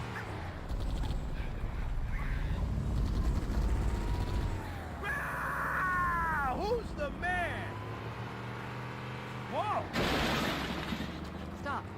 We need to stay here with the Marines until evac arrives. Really? It says checkpoint done. Can't. That's why I said this thing stinks to drive, and they force you to drive it right away. Down, over here. Back me up. Who's laughing now? Help me butt us. You're about I to can't get fire. fried. Want some more of this? Echo 419. There we go. Search for additional survivors. All right, I'm out of here. We read you, Echo 419. We have survivors and need immediate dust-off. Roger, Cortana. This is kind of the boring mission. I spotted additional... All right, I am going to save and quit at this time because we've reached about the top of the hour, and I'm done with Halo for now. But that's kind of interesting. Man, that's not the only game I wanted to play tonight. But yeah, that is the one that's definitely going to command a lot of my attention. It has been forever since I played this on the original Xbox. Was playing Halo 5 earlier this year. Co-op with another one of my coworkers, and that was pretty darn fun. But I did want to get back to another game I was streaming on the Christmas Eve stream. And I'm getting kind of tired, so we're going to give this other game a try. But we'll probably come back to Halo eventually, right? We're going to have to. It's an iconic game. It's a classic. Now, the other game I'm going to do here is going to be on the Wii.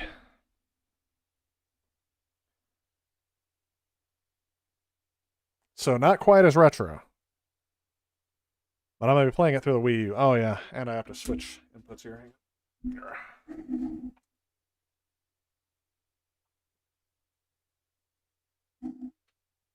Let's see if it likes this switch. Sometimes the whole thing will drop. There we go. Alright.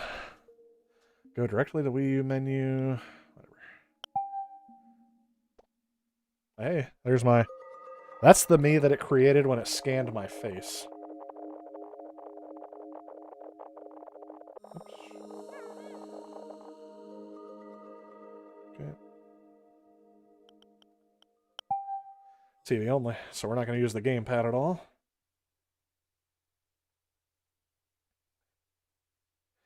You gotta go. Nice to meet you all. Thanks for stopping by, Adam B. I appreciate it. Have a good night, man. Halo 3 is the first game you played, still your favorite. So yeah, Halo 3 is a good one. I definitely like that one. You see a man down by the river. Timothy Peters, by the way. Welcome to the stream. If I haven't already said so. So glad you're doing more Turbo 16 vids. Oh yeah, I'm definitely not done with that console. By the way, this game console will no longer be stretched. The last one was kind of stretched because of my... But this is the next one we're doing. New Super Mario Bros. Whee! Just teasing here, Halo 1 is a good launch title, but Luigi's Mansion knows better. Oh my gosh. It took me a long time to play Luigi's Mansion. It's actually a pretty good game. If you've never given it a try, definitely give it a try. The first one is the one I'm referring to. I haven't played the third one yet, or the one for the DS. It says, hey, do I know if the Xbox 360 was almost Microsoft's last console? Apparently, if the Xbox 360 didn't reach Microsoft's expectations. Yeah, well, their whole goal, Microsoft's whole goal with that was just to try to get enough people over from other consoles. And I guess part of their goal was to make them PC gamers by releasing a console. So, I don't know. Game Pass is going to be, I think, what keeps Microsoft in at this time. Because they can play on multiple systems. Brienne, you're still here? You said you were leaving, and it's 5 a.m. for you. Is the Wii U retro? No. But this game, I consider this game to be retro now. I guess it hasn't been that long. This game's only 11 years old now. It's about... yeah, it's only 11 years old now. But, like I said, I think this console's got to be close. It's got to be getting there. Let's see where my quick save was. I think I beat at least the first castle. Yes, I did. Onward to our next castle. Let's see if I have any... Do I have any power-ups to use? Yeah, we'll just go in blind here in a second.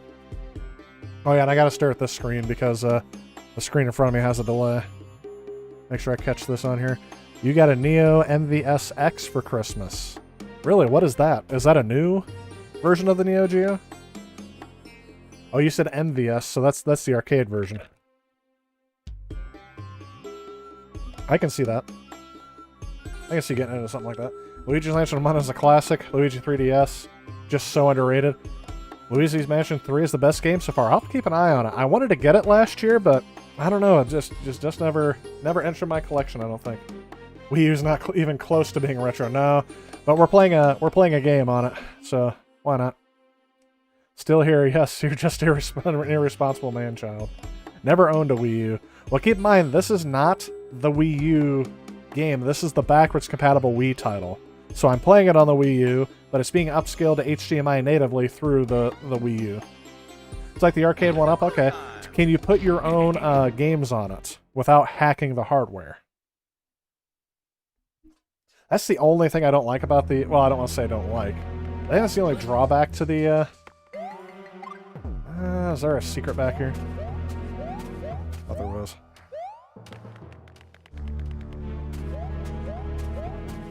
But anyway, now I can't think of what I was going to say. They got me searching for secrets. Well, I forgot what I was going to say.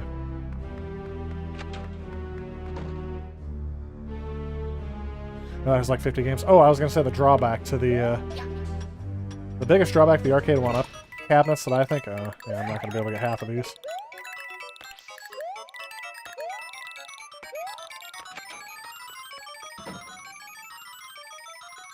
Is that you can't add more games to them once you buy them. Or even play online. I think those could have been features that would have made them a bit more worth it today, because, oops, for most of us, we've already played Pac-Man before, and yes, it's kind of neat to get an emulated arcade cabinet of it. But, oops. Well, that's not going to work out well. But I think it could have added more value if you could have downloaded more games to the cabinets, or even swapped some of the games out, or, you know, paid for more games to put on your system. I just think it was kind of a missed opportunity for that. Hopefully, I did see they might be releasing one. Oh, I wanted a flight suit. They might be releasing one that does multiplayer online, which would be interesting. That's a rumor, by the way. That is not officially... Like, that's nothing I saw from Arcade 1-Up saying that, yes, they're absolutely going to do that. Well, I didn't make it far with that thing. Alright, so over here, it's got coins. It's making me think I need to... Nope. Jump over there. The answer is no.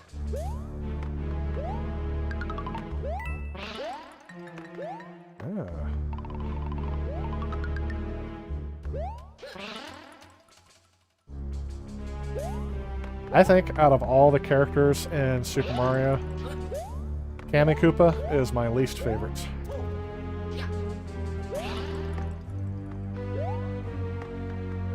And it's because of crap like that.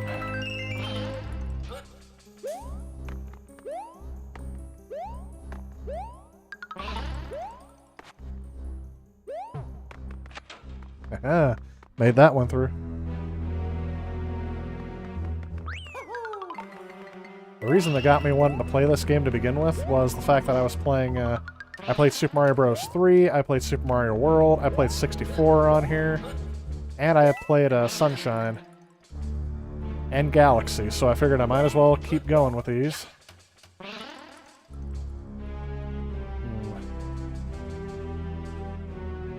Pretty sure there's like a secret over there that I can grab.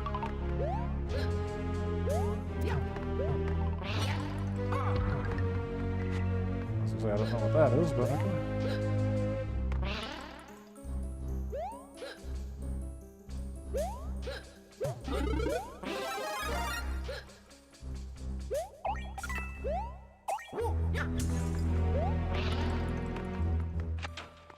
I don't know how I remember where some of these things are because I haven't played this game in a while.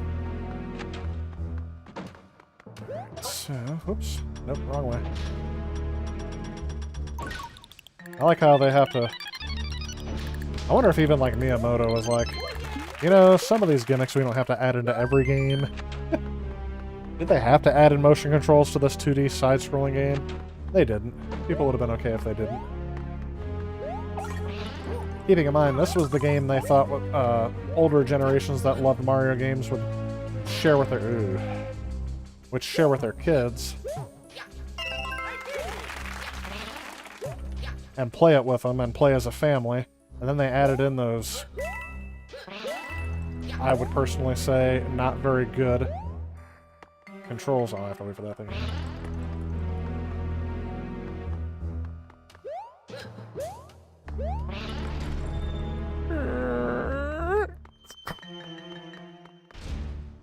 Poor Kamek, yeah.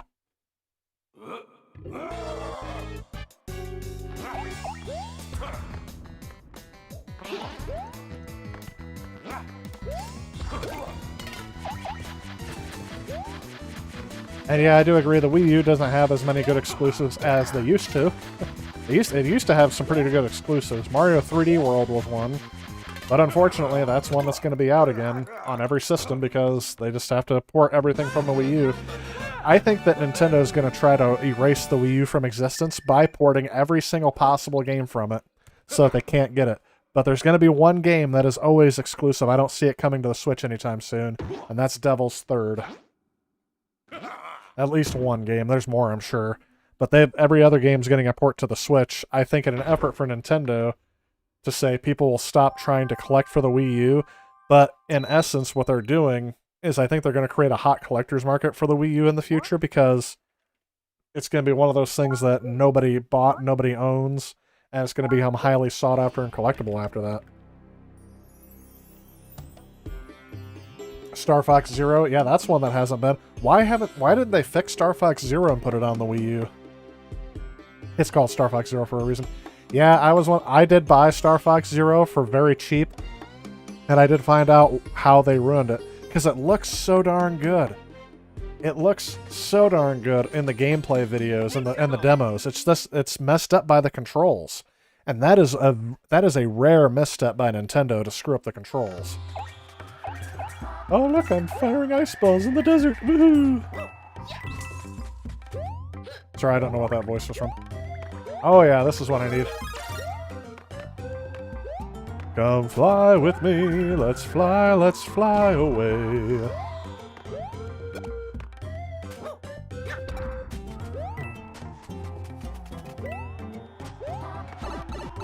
There we go. I don't know most of the words to that song though, for me to keep going with it. Come fly with me, let's fly away. So I'm assuming there was something else I was supposed to grab in here too, but I just didn't see it.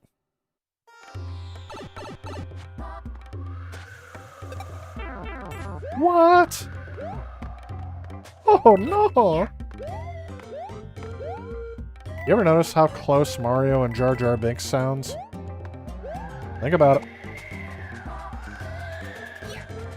Mario thinking you're a bomb dad? Sorry.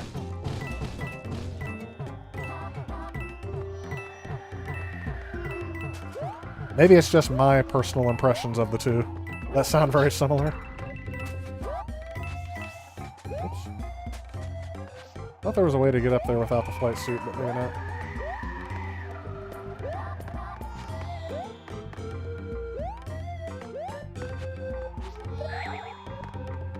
Mario afraid Mario been banished.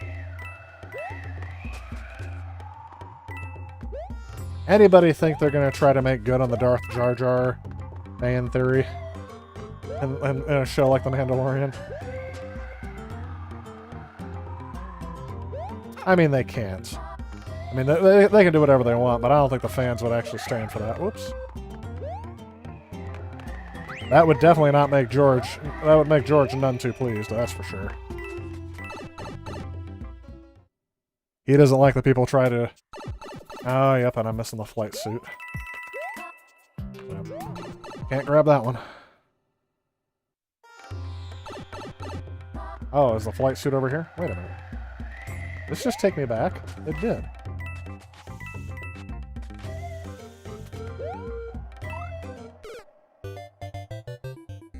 I don't remember this part. Miyamoto could also make a theme park. Didn't he? That's Mama Luigi to you, Mario. Luigi's best moments. Wii U weird. Never heard of it. Must be a hoax. I know. That's what they're gonna say. Wait, what? We had a Wii, but it wasn't for you. I don't know who's saying that. It's probably someone for Nintendo. Maybe it's Reggie when they bring him back.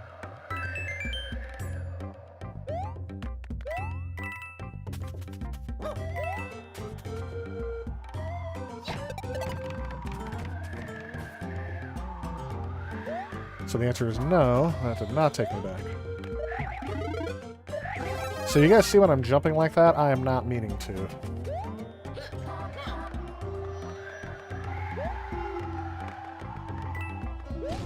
Again, missing the flight suit. Flight suit would have been handy.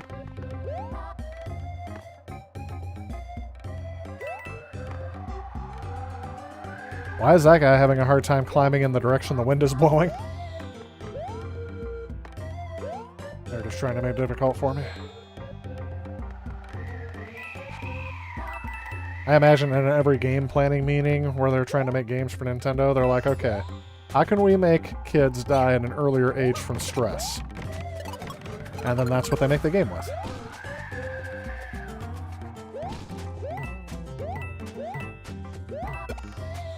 I did hear that this generation of kids, there's been studies done showing that anxiety is at an all-time high, and they think it's due to the expectations that kids have on them now.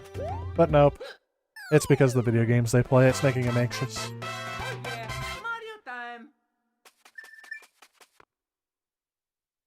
Nintendo Land is another game that can't be ported to the Switch. You are correct about that, I guess. Well, they could use the... I guess, does that use dual screens? Like, that was something that was neat that they did on the Wii U, is that they used the dual screens to emulate the DS on the Wii U. That was kind of fun. In fact, that's the only way I was playing DS games before I actually got a DS this year. You think you're going to bring Reggie back? Interesting. Yeah, I don't know. I don't think they'll bring him back. But that would be a twist, wouldn't it? Yeah, I did see the Super Mario... Is it Super Mario World? Super Mario Land that they're building in Japan? That would be interesting. I mean, you were probably joking, but I've seen zanier things. Yep. Oh no, that's terrible.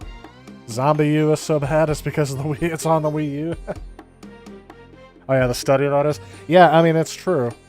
That there is culturally in the U.S. Kids are under more anxiety today than ever, and I can see a little bit of that. Because think about it. Remember when you used to be able to go home and play video games and escape from reality? Today's kids don't have that. Because they're always connected to the world through social media. They can play games with other people anytime they want online.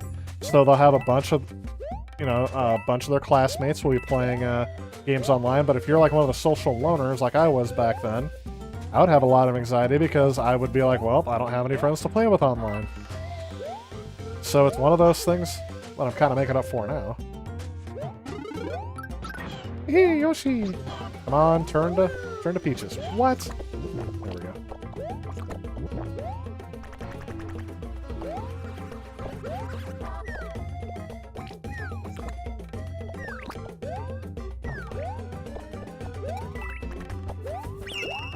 Yee! No, Yoshi! Oh, I missed the cloud. That's right, I got the coin.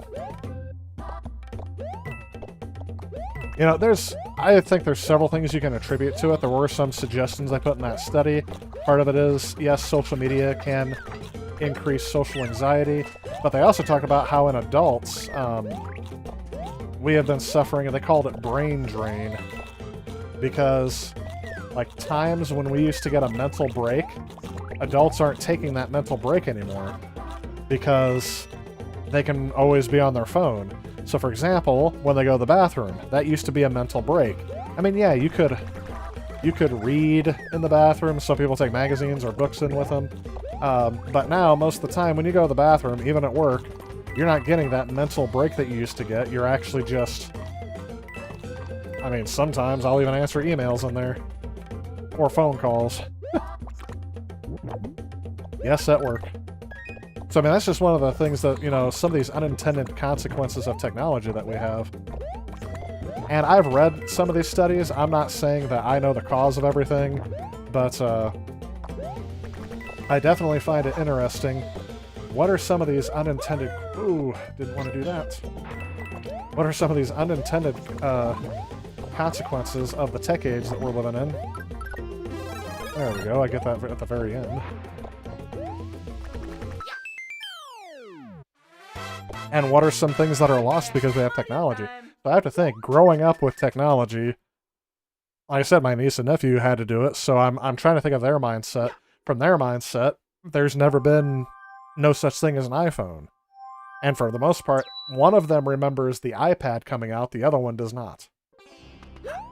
So... Like it's always been a thing since my nephew's been alive. So it's just kind of one of those things where, you know, here's something to put it in perspective. Does anyone remember when the computer used to have its own room? Think about that. When you wanted to go on the internet, you couldn't just sit on the couch and do it. You had to go to the computer room. Some people had to go to a different place altogether to get access to the internet. So, I mean, it's some of those things that we don't realize that we have access to all the time. Kids are way too spoiled today. Yes, I can agree that there are some that where that is the case. Do I think Nintendo is getting too comfortable with all the success from the past year? Yes. Mackenzie, that's Nintendo's pattern, in my opinion. It's a history of them always getting way too comfortable. Oh, I forgot to get the cannon in this level. That's alright. We'll beat the world, and then we'll go on to the next one. I was trying to get the ice world last time. But yes, whenever Nintendo is successful, it always seems to be a reason why they have their downfall. It's because they get too comfortable. Notice how, at the time when they have the #1 gaming platform, Nintendo started going after people for streaming their games. And they were the only company to do it. Back when they had the NES, they were the #1 thing, and they started going after rental companies because they said it was copyright infringement for them to rent their games out. They did something similar with the Super Nintendo, and that's funny because Sega did the exact opposite. They gave them, hey, we'll let you rent these cartridges that you can give to customers. You can download the game and put it on the cartridge and give it to them. You don't even have to buy a physical copy of the game. It's kind of funny how that worked out. But yeah, Mario 3D All-Stars, no extras. Pikmin 3 Deluxe, Xenoblade Chronicle don't run over 720p on handheld. Yeah, it's definitely, there's definitely some things with that. Southside Scroller, welcome to the stream. That's true, it's very different back then. I guess you can say I was an independent gamer. That's what I said. Here's what I tell, it's a joke that I tell to my students, and they usually don't get it. I say, but they'll laugh at it because of the play on words. I say, when I'm going to be antisocial, I want to do it by myself. So when I play video games, I do it offline. Stopped using social media at 15 and I wouldn't go back. But that's the thing. Brienne, if you had the pressure of everyone around you, everyone else's life is revolving around social media, not every kid has the willpower to socially disconnect like that. So, I mean, there is something... Oh, it's this level. I should have looked up and seen what the order is. Oh, well. I'll just guess. What do you guys think? Bottom? No, the coins. The coins lead the way, right?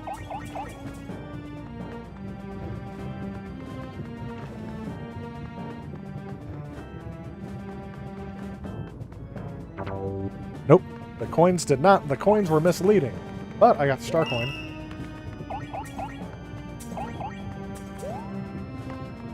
So anyway, I mean, I always keep up with news stories about that because, again, it kind of affects my profession. I obviously care about the mental well-being of my students, so... And being the technology guy that I am, I have to be cautious about what it's doing. It was probably the bottom. So, that's why I keep up with that stuff, because I'm very interested in, you know, knowing how... Oh, it was the top. and knowing how the minds of my students are being affected by what's out there. Did I get it in time?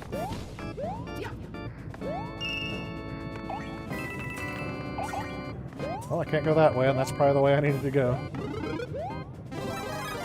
Ooh. On down. I almost messed up. Let's listen. Yes, got it.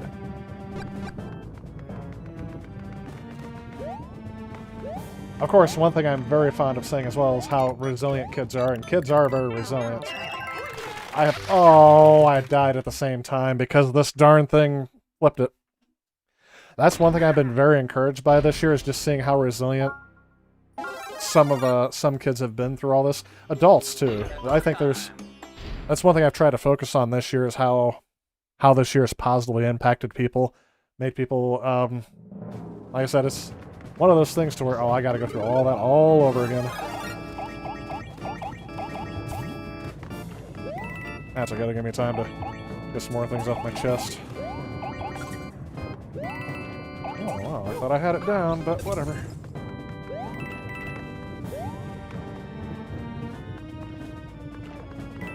It also helps that I like the soundtrack of this game, too.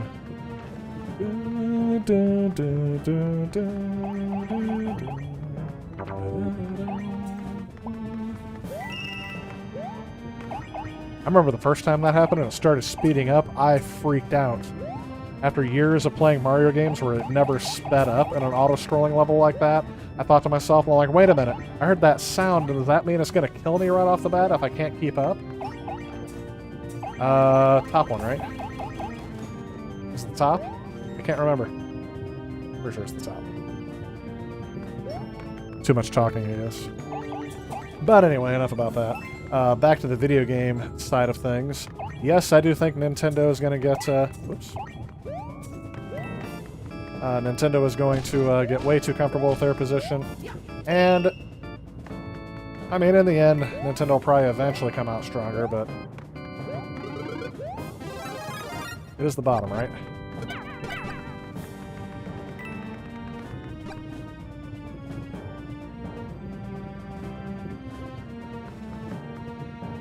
Yeah, sorry, and then it should be the middle. And of course, this is when I need the,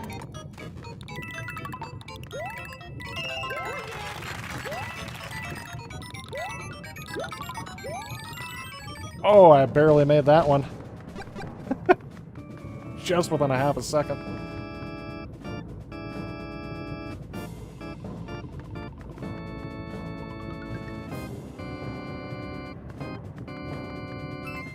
So this one makes me wait a long time. Got all 3 stars. Here we go. Hopefully I win. Hey, Antenna Head, welcome to the stream.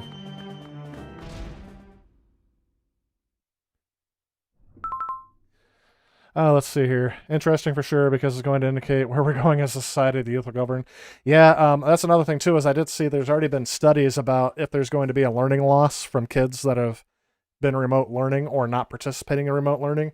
I also saw a news special in, I forgot where it was, someplace in Florida, where basically they had social workers just trying to locate these kids that kind of fell off the radar, and school districts may not have realized because of all the craziness happening this year, where kids are at, why they're not attending school, and some of them, they're trying to make sure that the ones, because apparently given the choice, if kids can skip school and get away with it, they'll try it. Some of them will, not all of them. So yeah, I saw that on there. So I mean, yeah, I'm hoping that it's something that's recoverable anyway. There's been studies that have already come out and said that they're predicting this will be the first generation in many years where this generation will know less than their parents did. That'll be the first time since not the indictment, but the creation of the modern education system here in the U.S. that'll happen. So it's all over the place, but yes, definitely something I'm interested in. Tyler, with the modern gaming consoles, like the PS4, Xbox One, the Wii U, is that modern? It's not retro yet, but I don't really know if it's modern. Oh yeah, with them needing updates, could the consoles ever be retro? We'll see. I tried to play a game on my PlayStation 3 and realized that that if you don't have the most up-to-date version of a game on there, they'll still give you the most up-to-date version before you can play it. The game was 3D Dot Game Heroes I tried to play. Kamikoopa. And I did see your comment, Antenna Head, about playing this game. You had to turn off the Wii Remote speaker and the, because it would vibrate and shake the controller, and then Mario do a spinning move. Yep.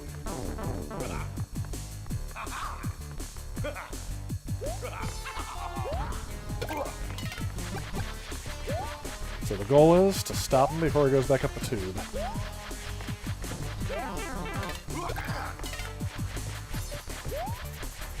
I gotta time it out. There we go. See, there was somebody... See, all I did was just raise the controller. All I did was just shake the controller, I guess.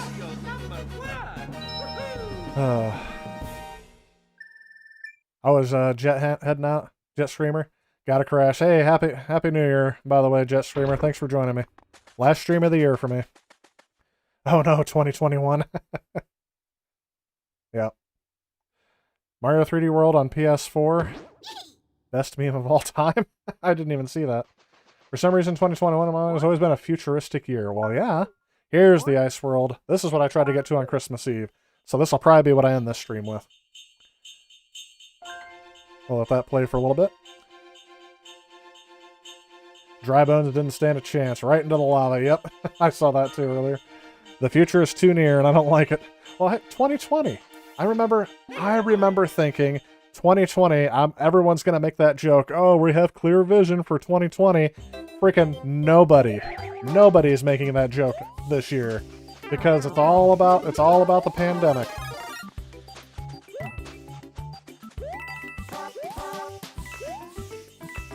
I also think too, it's the first time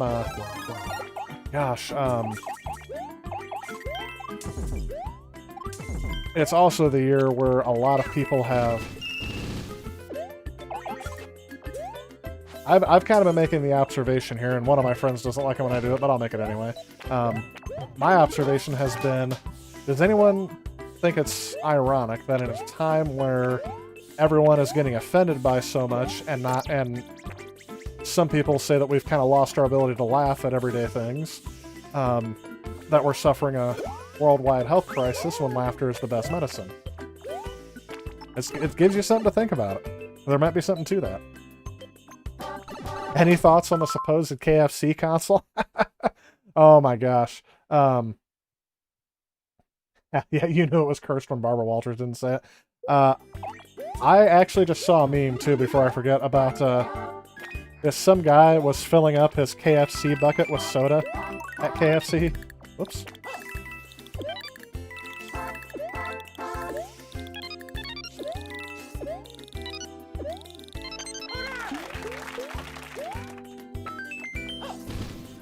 There it is. Let's see if I can get it. So anyway, yeah, the KFC console. It'd be kind of... Oh, yeah, I forgot about this one. I am not going to try for that coin today. That coin is difficult to grab on a good day. And I just want to relax, play some nice relaxing Mario. Not the Mario that wants to kill me. Yep.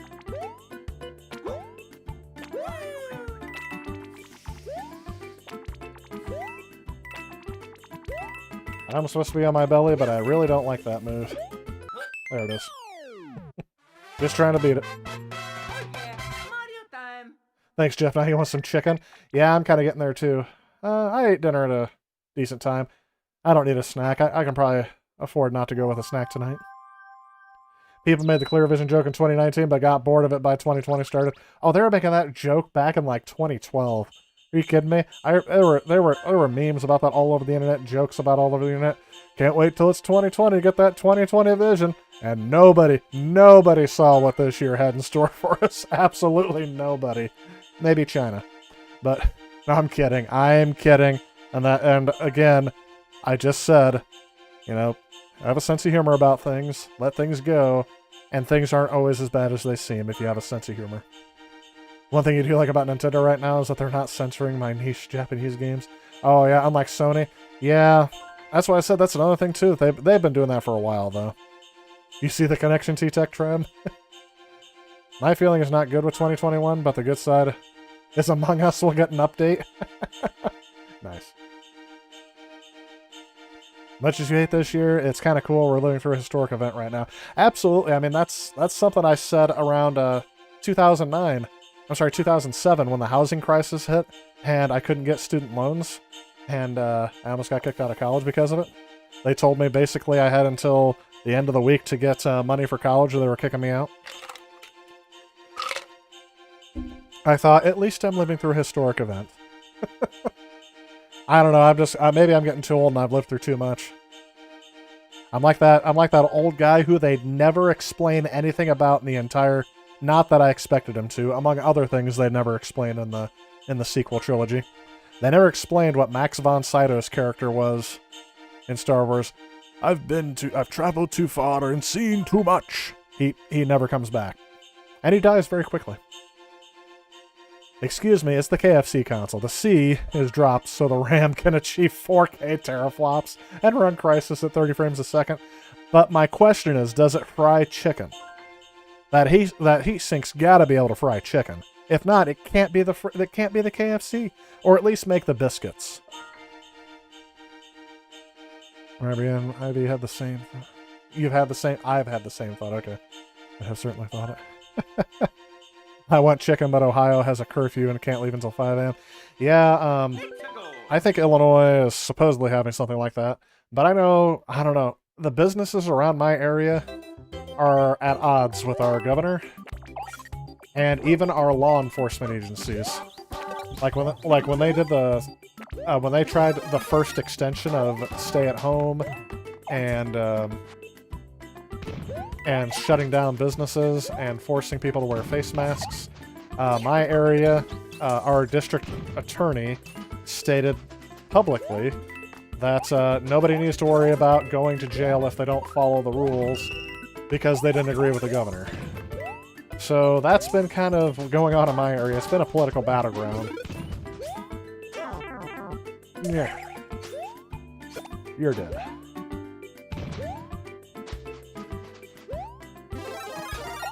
By the way, anyone know what these bullets are called that are flying along here?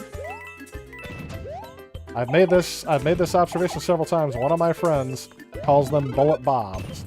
They are not called bullet bobs. Yes, I have the feeling it's one of those things where you've been friends with someone for too long that they like to do things to intentionally irritate you. Either that or he's not really my friend, he's just trying to irritate me. Like they're not bullet bobs. Ah! Oh, I don't know how I saved that, but I did. I feel like that Ralph Wiggum meme. I almost died. Oh, I don't want to fall down there. Geronimo!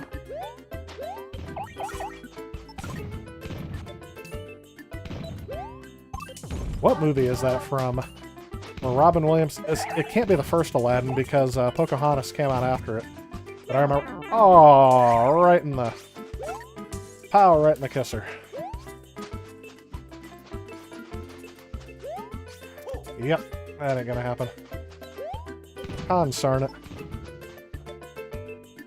But anyway, it's Robin Williams as the genie. There's a whole bunch of army men jumping out of a plane, and then Genie goes last, but he's dressed as Pocahontas. And I remember, I don't know, that's one of those things in Disney movies where I was like, that's kind of cool. They're making references to some of their older movies. Kind of like Scar being a lion that Hercules defeated in Hercules. Oh yeah, Mario time. Yeah, Ralph Wiggum. I'm in danger. Yes, Bullet Bill. Thank you. Bullet Bills. That's all throughout it. That's what I wanted to see. You guys have restored my faith in humanity. Guys and gals. I've been told, and I've been trying to do this too, being more aware of things. I come from an area, central Illinois, might as well be southern Illinois because of the way we talk around here. And I say the word you guys referring to any group of people. Because we're all part of mankind. or person kind, or whatever it's supposed to be now. So I have been told that I need to stop saying you guys. And I know I've said that in a few videos, so that's why I say hello everyone. I don't say hello ladies and gentlemen, or hello guys and gals, or anything like that. I just say hello everyone. But for some reason I still catch myself doing it, so if anyone ever gets offended by that, sorry, I don't mean anything by it. I'm just saying hello to everyone. Because we're all guys. We're all gals, by that matter, I guess, too. We're all people. We are all snowflakes. Although that has a negative connotation with certain things. If I remember, I don't like this level very much. And this, I am correct. See, it's already been like 2 seconds, I've already almost died. Well. You know, it'd be great if I had the penguin suit. The penguin suit would keep me from... And I'm dead. No, I swam under. That's one thing Nintendo always has down when they design levels. They know exactly where the character's going to be to make those icicles fall on top of you. Oh yeah, they're also easy to avoid. Nope. Nope. Nope. This level is just full of nope for me. Now. Mother of everything holy. Holy free holies, there we go. Or as Homer Simpson says, holy macaroni! I don't do a very good Homer Simpson, by the way. I do a better Ralph Wiggum than I do Homer Simpson. I'm in danger.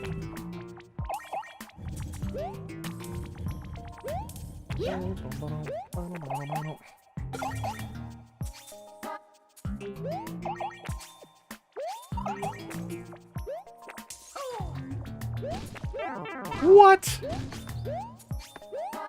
Now I feel like Little John. What? No, okay. Yeah.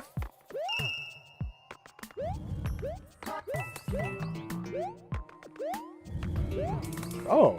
Well, I didn't intend to do that, but that's what I did. Aladdin 3, thank you. Yes, that is correct. That's the one where, they go to the giant turtle in the middle of the ocean. Yes. Somewhere around there they're doing that. And that's the one where Robin Williams came back to do it. We call it Nevada. We call Nevada Nevea. Huh. Interesting. You just shot yourself in the foot by talking about KFC. She told me she just wants some White Castle. Oh no. That's terrible, isn't it? But you're bringing your tablet? Well, that's good.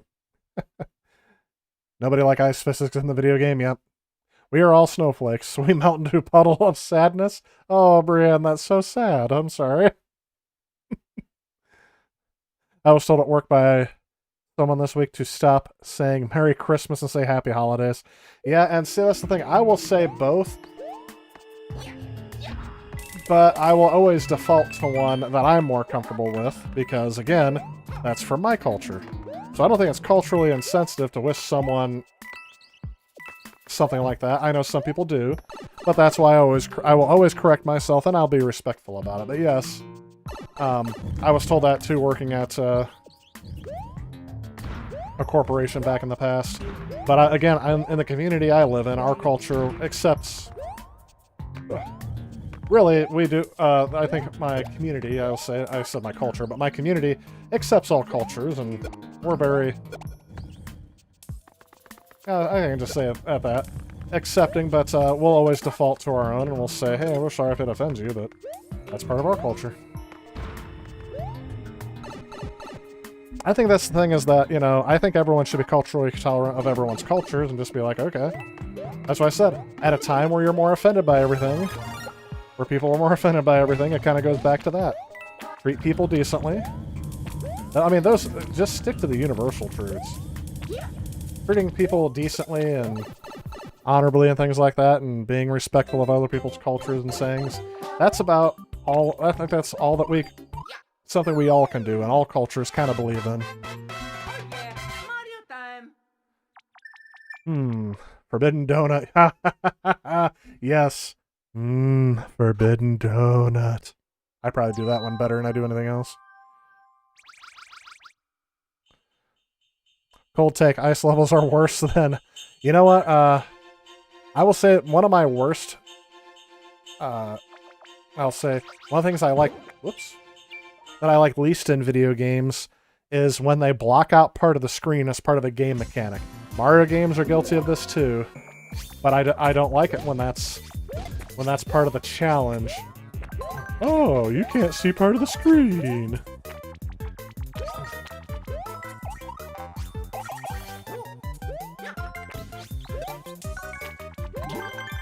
See how easy this power-up makes it? If I came in here as Small Mario, I'd have been dead in a minute.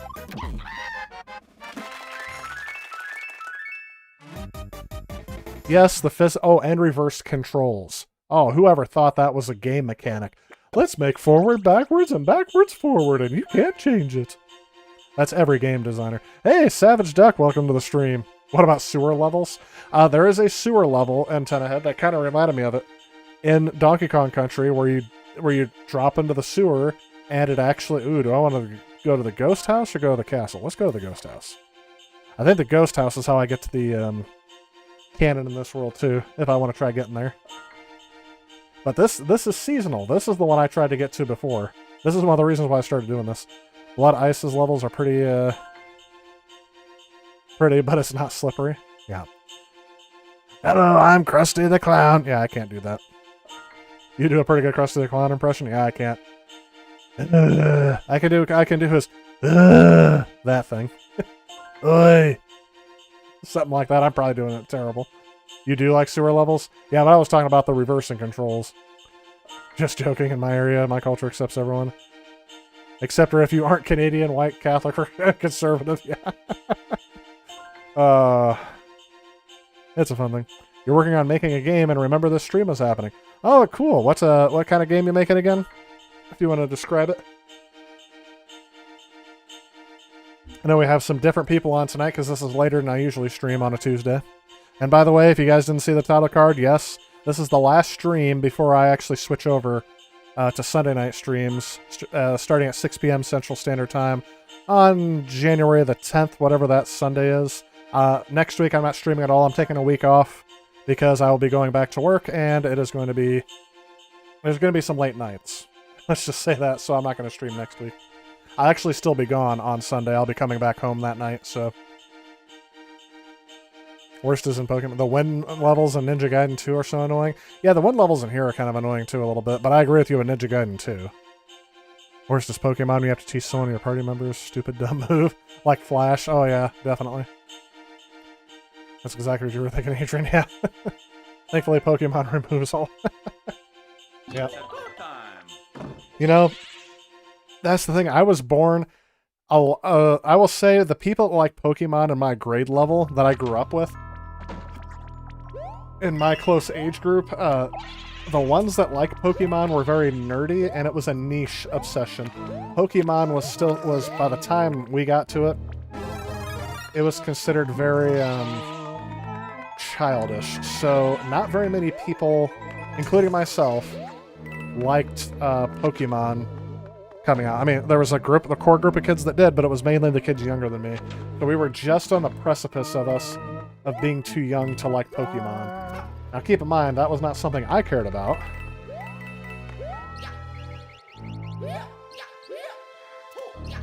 Here I am checking every wall to see if there's a false wall.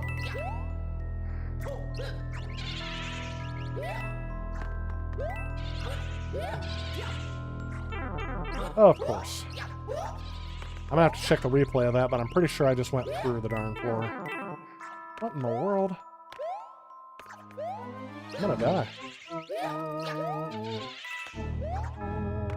Oh, the coin's there.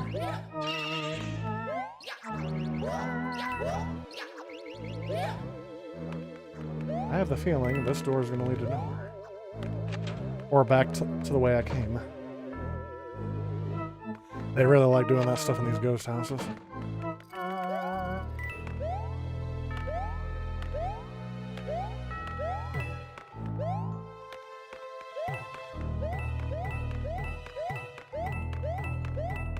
I remember the first time I found out you can ground pound on a block and make it keep going. Oh yeah, I remember this. There's a certain spot where if I drop... I'll be fine. I do not remember where that spot is.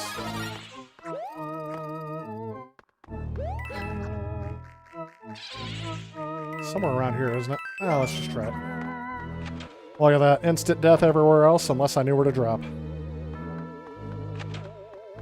Oh, yes, and here's the thing I have to do here. Look at this. I gotta keep doing that.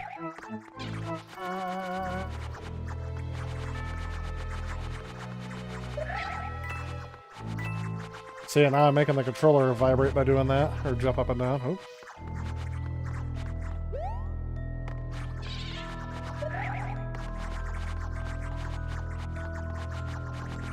Just keep rocking it back and forth. Oh my goodness.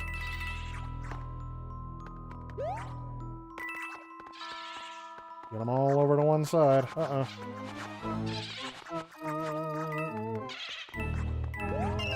There's the coin.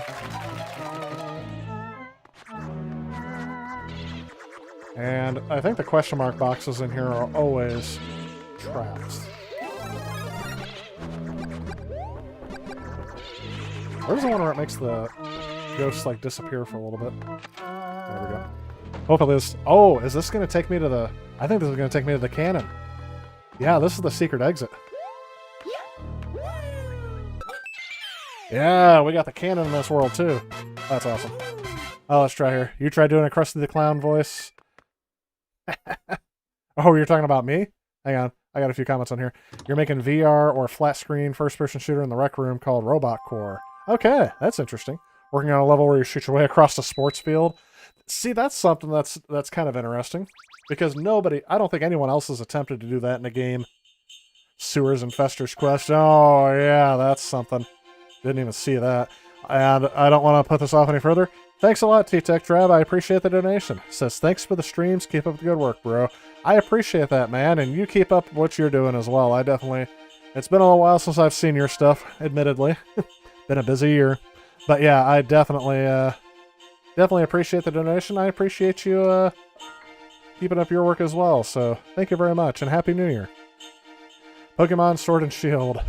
Worst Pokemon game, that's why it didn't sell well. I have one of those too, I think. I think this ghost house is where it's easier to find the cannon flag than the normal one. Yeah, that's why I said I accidentally stumbled upon it here. Dancing Mario, yep, when I was doing the back and forth.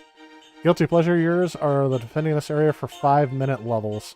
Every single FPS game ever made. That's about right. No, Hey You Pikachu is the worst Pokemon game. That's a 3DS title. Pretty sure, isn't it? What's Vanillux?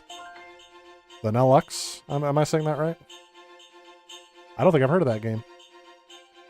Doesn't really work with adult voices. I can do some high-pitched kid voices. I can do something like that. Miss Hoover, someone wet my bed. I don't know why. He wouldn't say that. He would have said daddy. Oh, someone wet my pants, I think is what Ralph says.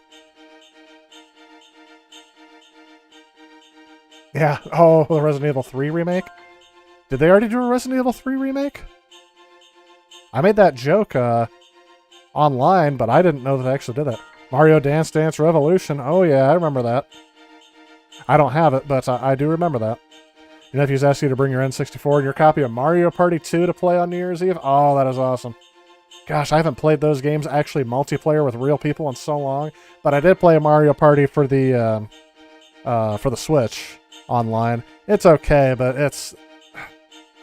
Nintendo really misses the mark on their online stuff, I feel like. Yeah, I just feel like they missed the mark on certain things. Thankfully, Mario Kart Online seems to be okay. It's been a super busy year. Yep, it's my pleasure. Oh, I appreciate that again. Thank you so much. Oh, Hey You Pikachu is the N64 game that uses voice recognition. Oh, yeah. Is Ice Cream an ice cream Pokemon? Oh, Vanillux is an ice cream Pokemon. Okay. Huh. Interesting. You always watch the Poseidon Adventure on New Year's Eve? Now, I'm hoping you're referring to the original and not the remake. The remake was very ambitious, but it's at a time where the CGI does not live up well today. They had Kurt Russell in that one, but the original has the original Leslie Nielsen. I think I remember you saying that, but I thought you said you watched it at Christmas. Oh, this is World 6.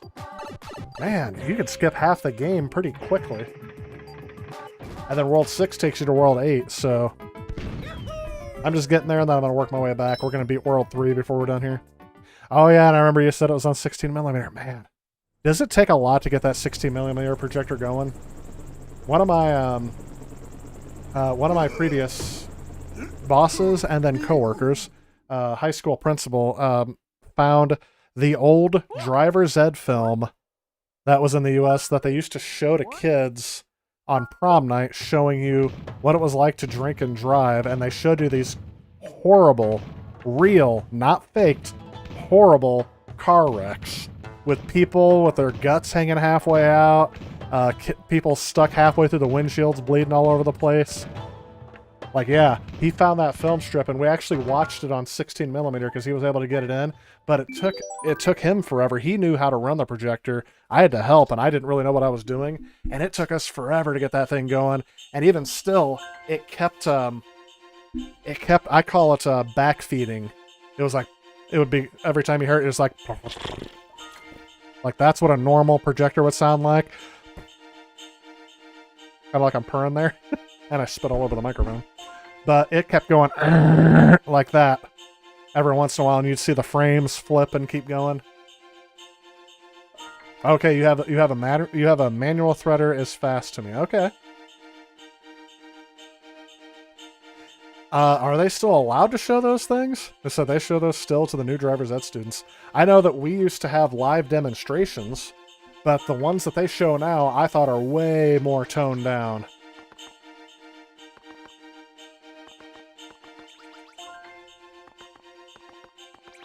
Of course he bumps into me.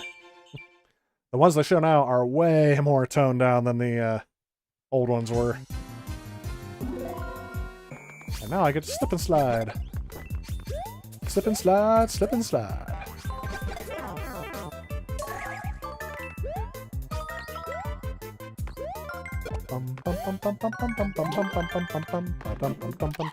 See, that's a theme never available from the original. Auto shredders threading 16mm projectors. I don't know if it was an auto threading projector or not.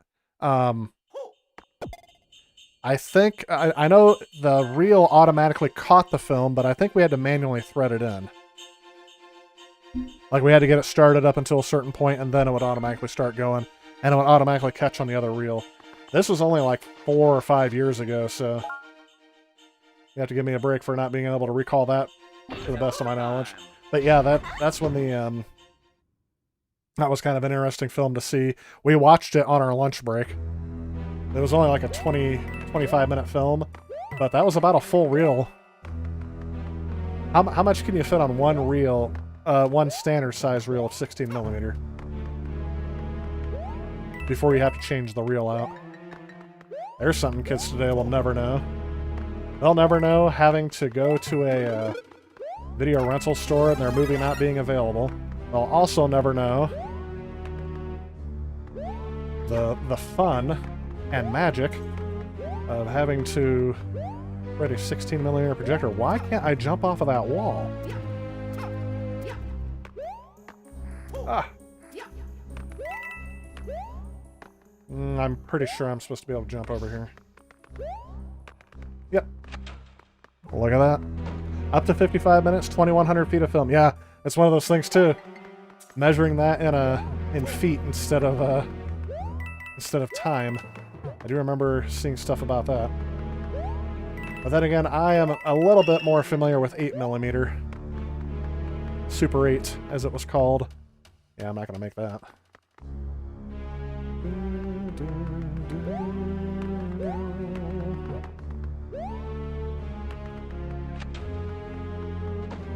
But then again, VHS, I mean, that was what it was when I was growing up.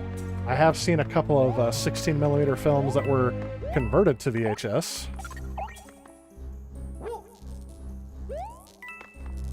Can I take these out? Yes!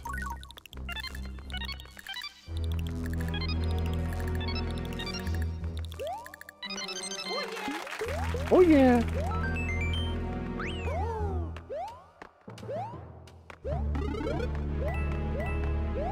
I also used to like doing the voices for my niece and nephew for SpongeBob and Patrick. I didn't do them very well. Just well enough for like an 8-year-old to be impressed with them. Hey, SpongeBob! Hi, Patrick! I don't know why, ever since the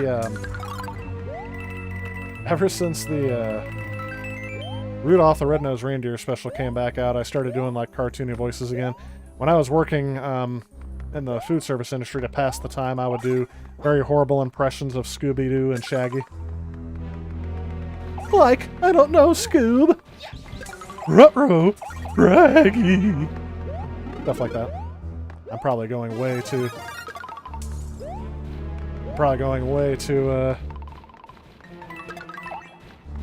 loud into the mic is what I was going to say.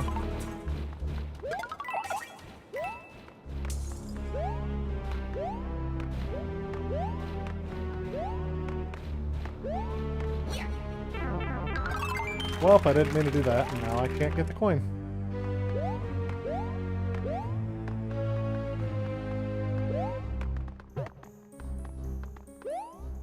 I also heard there was like a radio host the other day doing a, what's the name of the robot on the Jetsons? Why did it kind of, is it Rosie? For some reason I'm thinking of the wrong name. Oh, I forgot that coin too. Get my secret fire flower. No, they don't have one here? They got it. There it is, I was gonna say. Oh, it's not a fire flower, it's a penguin suit. Well, that ought to help. Not. This is the best level to grind the 1-ups. Oh, I'm sure it is. Manual threading is actually opening the clips and sprockets, running the film through the entire path by hand. I had a friend who used to work at a movie theater before they switched to digital, and I had to help him do all that. He knew how to do that better than I did. But yeah, it was kind of fun. We would go to the movie theater after they closed, and he would take a print. We would take, after go upstairs, we'd take a full 35mm print of a movie, which, I'm not kidding, it would go from my fingertip all the way down my arm to my chest if I held it out like that. And the movie, I forgot what movie it was that we watched. Oh, it was Rocky Balboa in 2005, the first one where Sylvester Stallone comes back. And we took it from one of the smaller theaters and put it in the bigger theater with digital sound. And he threaded the projector, but I remember being so nervous we were going to drop it. And I swear, can you do a good Sideshow Bob? I don't know, my throat's really dry to get that deep a voice. Sideshow Bob! Hello, Bart. Something like that. That's about all I can do there. I shall send you to heaven before I send you to hell. I can't really do a good one. Yeah, 35mm. It was huge and it was heavy. It took 2 people to carry. I remember being so nervous I was going to drop it, because if you dropped it, that means spooling over a mile of film. I'm assuming it was over a mile. It was a lot. Back into the thing. You had to do it manually. You couldn't use the machine to do it. And they sat on like tables. Like a circular table that you would eat like in a cafeteria. And that's what they did. And it would actually take the film out from the inside of the reel first and work its way out, because when it spooled onto the other reel, it would be back in order again. So yeah. I don't know Gary from SpongeBob. I know SpongeBob and Patrick. I also know Plankton, who wants to rule the world. I can't do it because I don't know what he sounds like.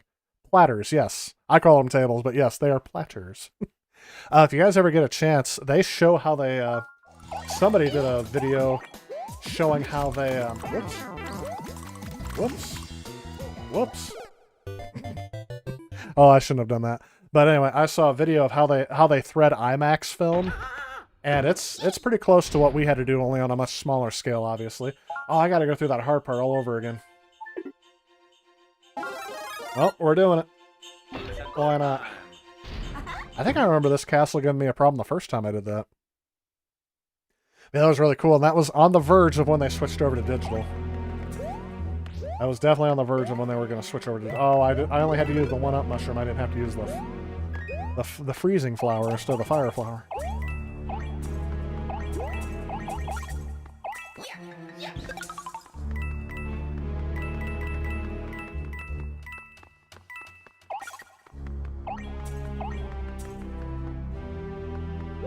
Oh, here we go. Why didn't I just do this?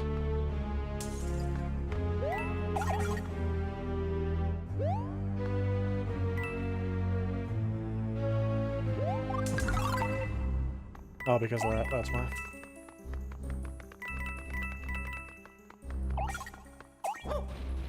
I didn't even look. Did I get a 1-up out of that?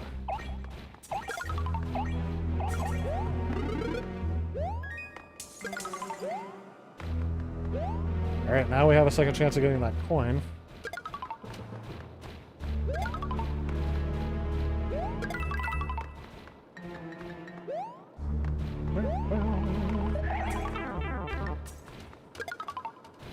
That's okay, I can get the penguin suit at the end. Oh, I forgot. I have to pick up the POW.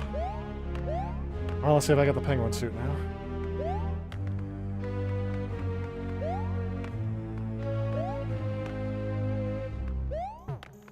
I can also do Scratchy. Is it? Yeah, Scratchy from Itchy and Scratchy. Which one's the cat?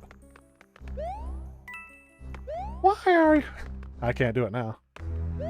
Because my throat gets really dry from talking. Why are you laughing? They're laughing at your pain. Oh, that's sick. They're like really disgusted at Bart and Lisa laughing at them. Which, of course, they are a parody of the great Tom and Jerry. That's also very close to the voices for Rod and Todd Flanders.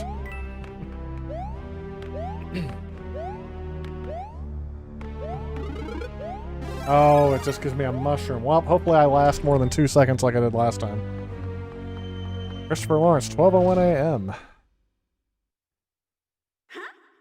6 a.m. You might fall asleep anytime now. Might as well start your day, right? Before Platter's 35mm ran on 2 projectors. Yep, that is true. But he was on the Platter system by then, but he did show me what they would have to do before that. 12:01 a.m. now. Yep, we're getting there. It's a little after 11 for me. Tex Next, welcome to the stream. Making sure my echo doesn't go off there. The Wii U is a better console than the N64 hardware-wise. Well, it could do N64 games. Then you despise the N64 controller. You're just thinking whoever mentioned they like 5-minute holdout levels in FPS games, that's what this level will be. Oh, the game you're working on. Boom. Now, my goal is to not let him get his ball back. And, of course, the first thing I do is let him get his ball back.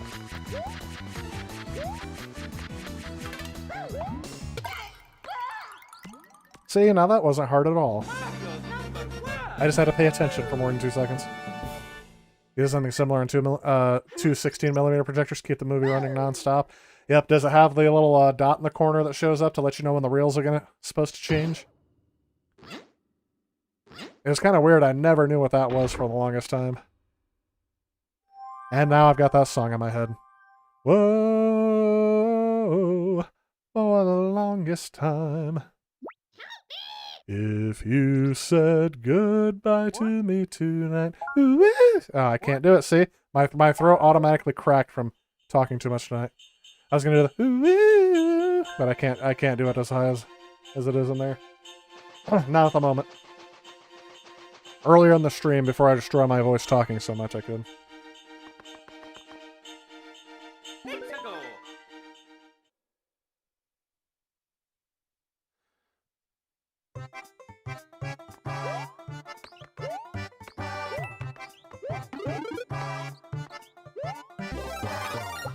Now, I will not slip on this thing.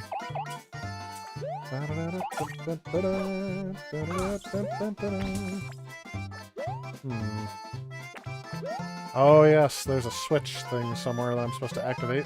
It'll help me get through this level a lot easier.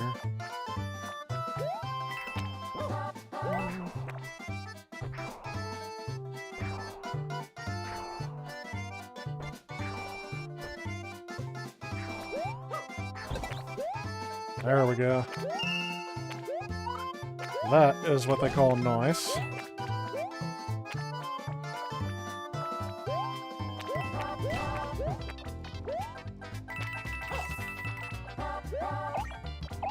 I can tell I don't have any viewers in Australia watching because otherwise they'd be waking up to my stream this morning. I remember I did have an Australian viewer. I can't remember the name off the top of my head. But I knew I had one because I would always ask them every time they were on the stream. I don't know if they got annoyed with me or not. But I asked, what's it like to be in the future? I'm like, because today is tomorrow over there. Oh, and ask him, did you guys perfect flying cars yet? Ah. I know, I kid. But I'm sure after a while they were like, alright, that joke's getting annoying every single time I tune into a stream. We must go back to the future! Run for it, Marty!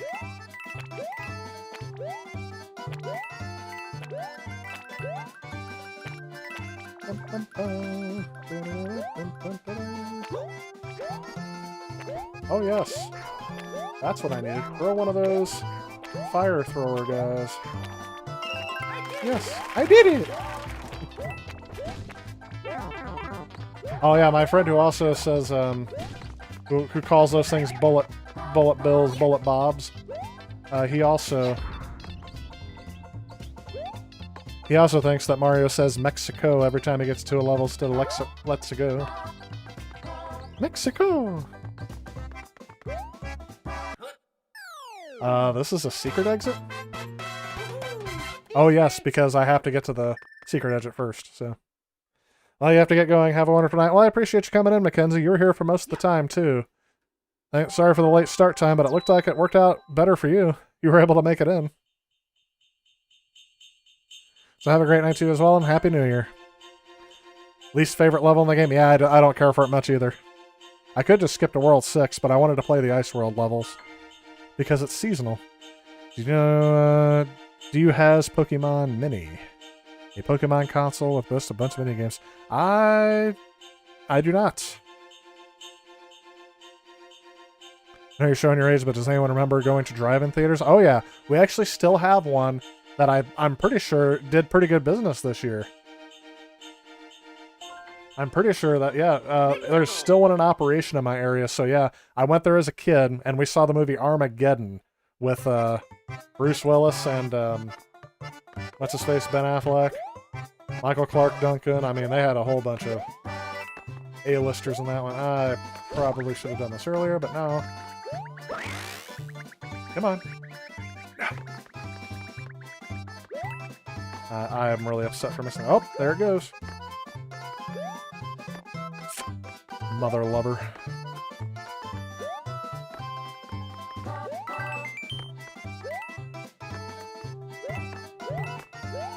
Maybe that's something I'm very conscious about, not using foul language in my streams, because when I was younger, I actually got, I was in a, what was it, not Little League, it was like a Little League for bowling.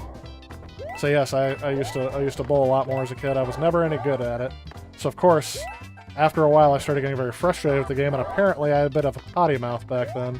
So, yes, I got, kicked out of a match for cursing what would be called unsportsmanlike conduct now. They called it very inappropriate behavior for a person as old as I was. I was probably like 10.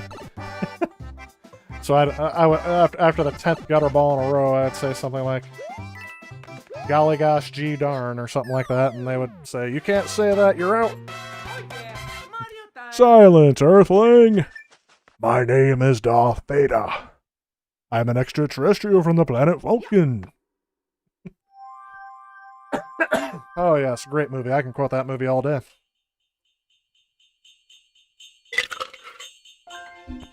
Icy Pizza Boy went to the drive-in this year? That's awesome. Glad to see that they still have one. You have one, is that 1.5 miles or 15 miles? The one that's from me is probably about 60 miles away. And I thought about going to one this summer, but there were so many local opportunities too, like our local movie theaters started setting up a projector outside so people are going to watch movies in their parking lot. It was an interesting concept, but I mean, a lot of the movies they were releasing this year weren't new movies. I didn't start going back to the theater until they started showing new movies.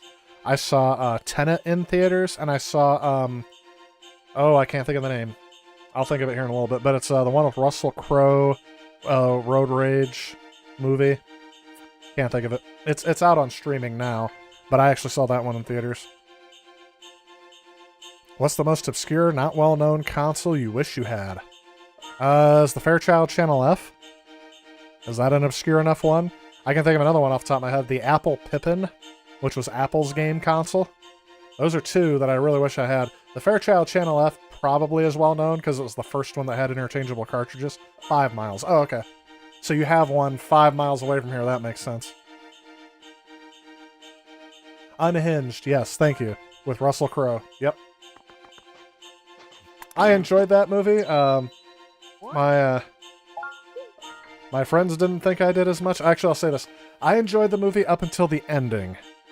Like, they had a... I'm not going to spoil the ending, but I'll just say is this. It's a thriller movie that's kind of like a horror movie, in a sense, that this guy is after you and you don't know what his intentions are and everything.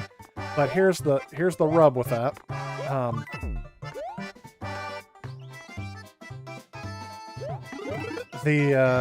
They did a great job showing how plausible the movie was, and then towards the end they had to go through and be like, if you guys remember, there was a car insurance commercial where it has the people are trying to decide how best to get away from this murdering madman, and they're like, let's go towards the haunted cemetery. Someone says, oh, let's go hide behind the woodshed with all the machetes and knives.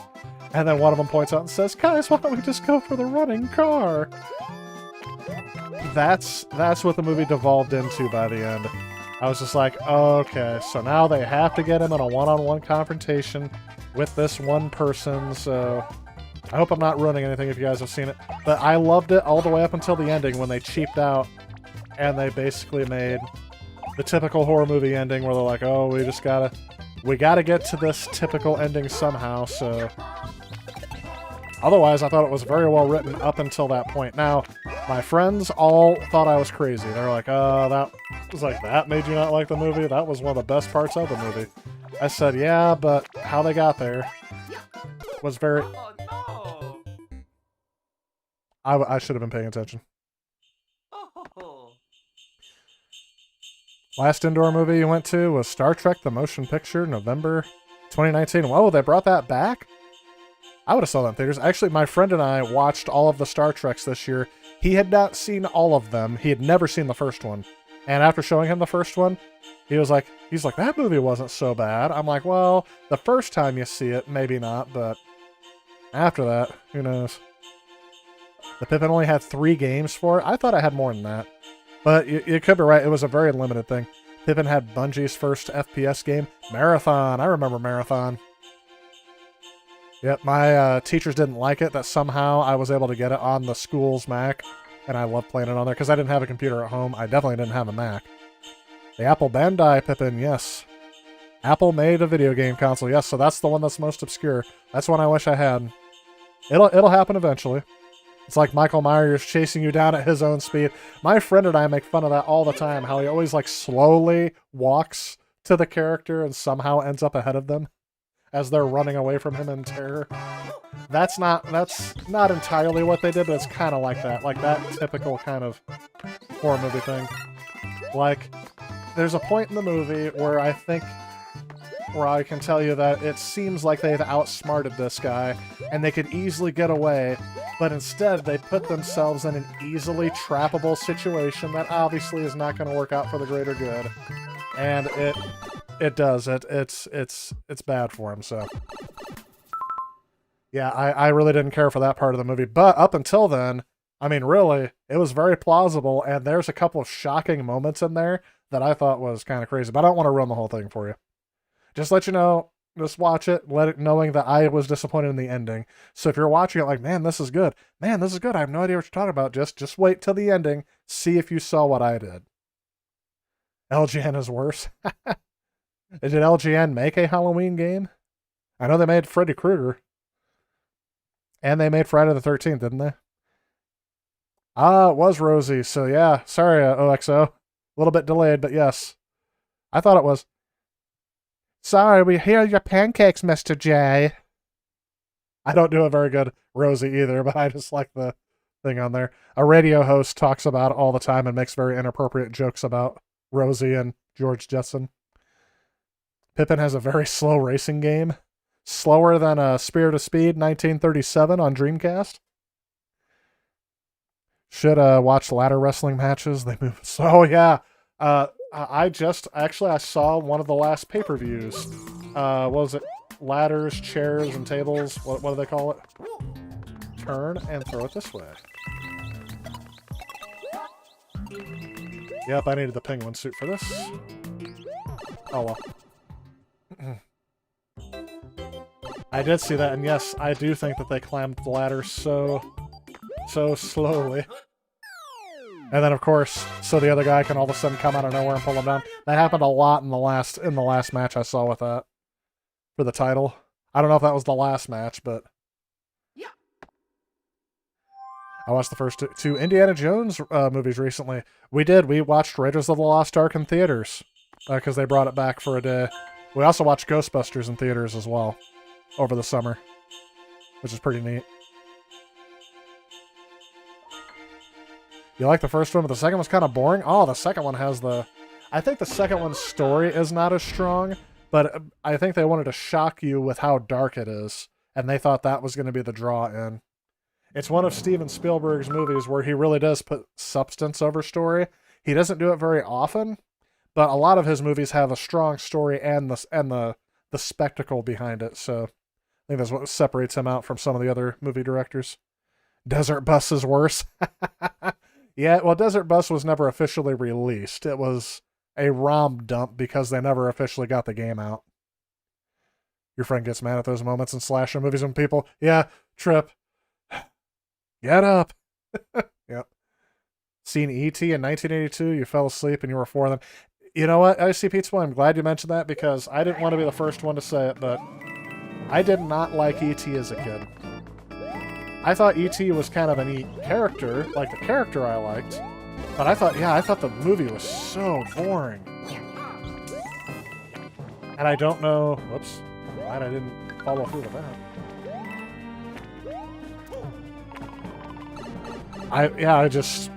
I would always fall asleep to it, and I found it boring. Oh, look. It's one of these levels. I thought, of all the things they brought back from Super Mario World, why was it this thing? I mean, honestly. Was everyone like, oh, it's not a Super Mario game unless they have one of these bullcrap levels with the chain snake thing that goes through the level? It's gotta be something that's like a personal favorite of Miyamoto or the game design staff. Because nobody is a fan of these types of levels. Absolutely no one. Especially the way they do them here with these bouncing balls added into them. Stop it.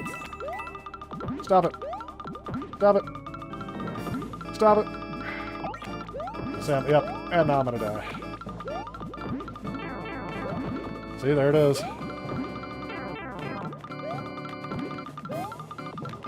Oh, that's terrible. Is there a checkpoint where I don't have to go through that again if I die? Of course not. Why would there be, Tyler? Again, if it's a detriment to me, they will do it, right?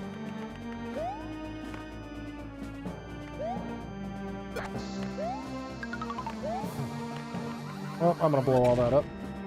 Really?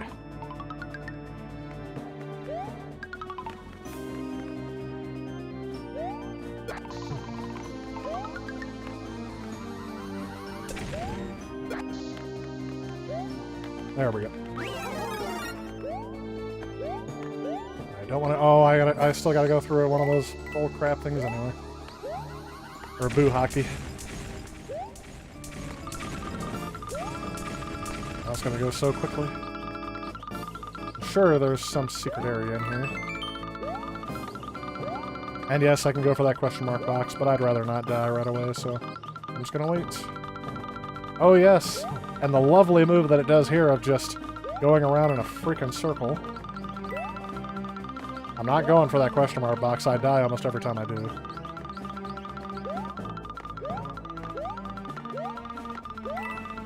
Same thing with the coin. Have you guys seen the Mario Kart Grand Theft Auto Edition?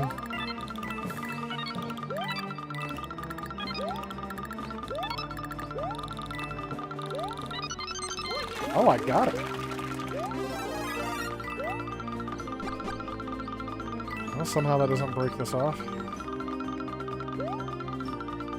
Yep, don't care about that. Is there a... Well, I'm not going to try it. I'm just going to beat the level. But yes, there was somebody who did a parody of that. Oh yes, in the E.T. game. Well, not a big fan of that either. Big Rigs or Crazy Bus? Oh yeah. Definitely. Well, Big Rigs was famous for being bad, so that's how I heard of it. Yes, it was the original Ghostbusters. I did see the new Ghostbusters in film too. I gotta tell you, part of the thing that made that movie enjoyable for me is the fact that I liked the actresses that they chose. To Kate McKinnon and I can't think of her name all of a sudden. Melissa McCarthy are really good actresses, and I respect them. And I can't think of her name either, but she's another Saturday Night Live alum, the black lady. I mean, she's hilarious too. So I mean, they picked a good cast. Sadly, they were all about remaking the first game, the first movie, this time with female characters. Instead of making it, they should have made it just a unique story. And of course, Chris Hemsworth was hilarious in it as well. They made him like the ditzy blonde secretary, so that was kind of neat. So I mean, there were certain things I enjoyed about that movie, but yes, it is not a good movie overall. I call it a guilty pleasure for that one. I mean, obviously, they're never going to top the original. They've tried for years. I'm happy that they decided to bring back the old cast again. Now this one I have to bounce on top of these balls, don't I? There we go. Good. Good. Boom! And now I have to keep them from doing that again.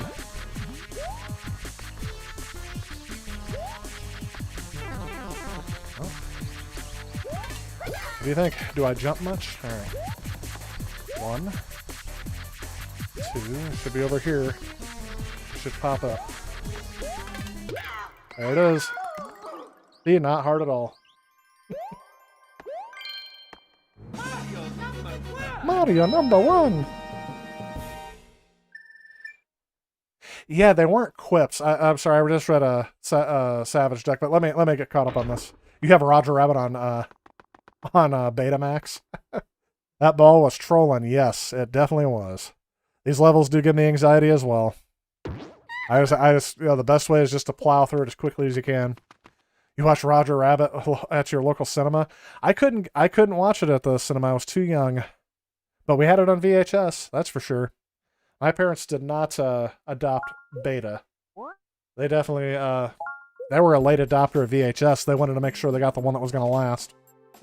And they didn't have Laserdisc or anything like that. I was the one who brought DVD into our house for the first time. I bought it with my graduation money in 8th grade. And it was expensive. It cost like $200 for our DVD player. And that was when the price was first starting to drop. But yes, I agreed with your every Mario game since Mario World had a level like this. Yeah, I don't know why I don't care for that. I think, can they do that in Super Mario Maker? In the second one or the first one? And I do agree with you, Savage Duck. I'm finally back up to your comment about the Ghostbusters 2016. The jokes were too drawn out, kind of. And instead of the short, quippy jokes in the original, that could have been like a generational thing. But I do have to say, if they were doing those jokes with the original cast, would you have laughed more? Maybe, because you've already had a pre-established relationship with those characters. And in this one, they were kind of rebooting the franchise, and everyone wants a sequel. For that, they don't want to reboot. But yes, Ghostbusters Afterlife, that was supposed to come out this year, I thought, wasn't it? Or maybe it was always supposed to come out in 2021. That scream was kind of freaky. Ghostbusters 2016, why all the characters are a girl now? You know, and I'll say this, and I have no problem with all-female cast, but here's the thing. Because there are certain movies that do it correctly. Don't make that the point. I have always said this. When you point out the fact, oh, it's going to be an all-female cast, when you call attention to it, it takes away from the story. The whole point of a movie is to tell a story. And if you can do it with male, females, female characters, genderless characters, whatever, I think if you make a good movie, that should be the priority. And I think it was really just a cheap money grab. How can we market this same idea to a new audience? And the thing is, did women not watch the first Ghostbusters because it was all men? and they forget about the few female characters they do have in that movie. I mean, it's just kind of like I said. I think that The Incredibles 2 had a great storyline that was not sacrificed by, any sort of political agenda. I think they did it right in that movie. The Mandalorian, season 2, really does it right. So, I mean, just don't call attention to it. Make it seem like something that's always been there and, well-deserved, and write a good story. I mean, that's the thing. The problem is people who are bowing to these political trends are doing so because they're not good at writing a good story, I guess. I'm not saying that's all cases. Obviously, that's a controversial statement, so, yeah. Still no proper hoverboards, sadly. Yeah, OXO, that's what we're more upset about, right? First VCR was a Sony SL5200. I don't remember what that one was. It was like the jokes were, person is dumb, which might be funny a couple of times, but after so many, yeah. That's why I said guilty pleasure for me. I enjoyed some parts of the movie. It wasn't a good movie overall. They should have changed a few things maybe. I don't know how to fix it. I'm not a movie maker, I guess. Still buy a few DVDs, mostly movies from the 80s. If they don't have a Blu-ray release, yeah, I'll try still buying on DVD, but I don't buy them much anymore. A lot of my stuff's digital or streaming now. Always prefer to buy a physical copy of. Yeah, it's just not the same on that. You agree? Yep. Thanks, Tex. Let the work speak for itself. Yeah, exactly. So it's one of those things where, and that's the thing, the fans were the ones to point that out. The studio wasn't like, oh, I bet you didn't see that, did you? No, the fans were like, you know what? I didn't even realize it. And every person who I've watched that with, I've watched the whole season of Mandalorian now 3 times in the past month, because I watched it myself, and then I watched it with my parents are fans of The Mandalorian. Both of my friends watched The Mandalorian, and so I watched, 4 times. I just realized that. So, and one of my friends, I just finally convinced to watch the entire series, so I got to rewatch season 1 and season 2. And that's the same thing too. Rebels had a good storyline too, and a lot of good female characters, a lot of good multicultural characters. I mean, honestly, just like I said, make a good story. Unfortunately, it's one of those things the sequels suffered from. I'm all right. You guys are getting me in controversy mode.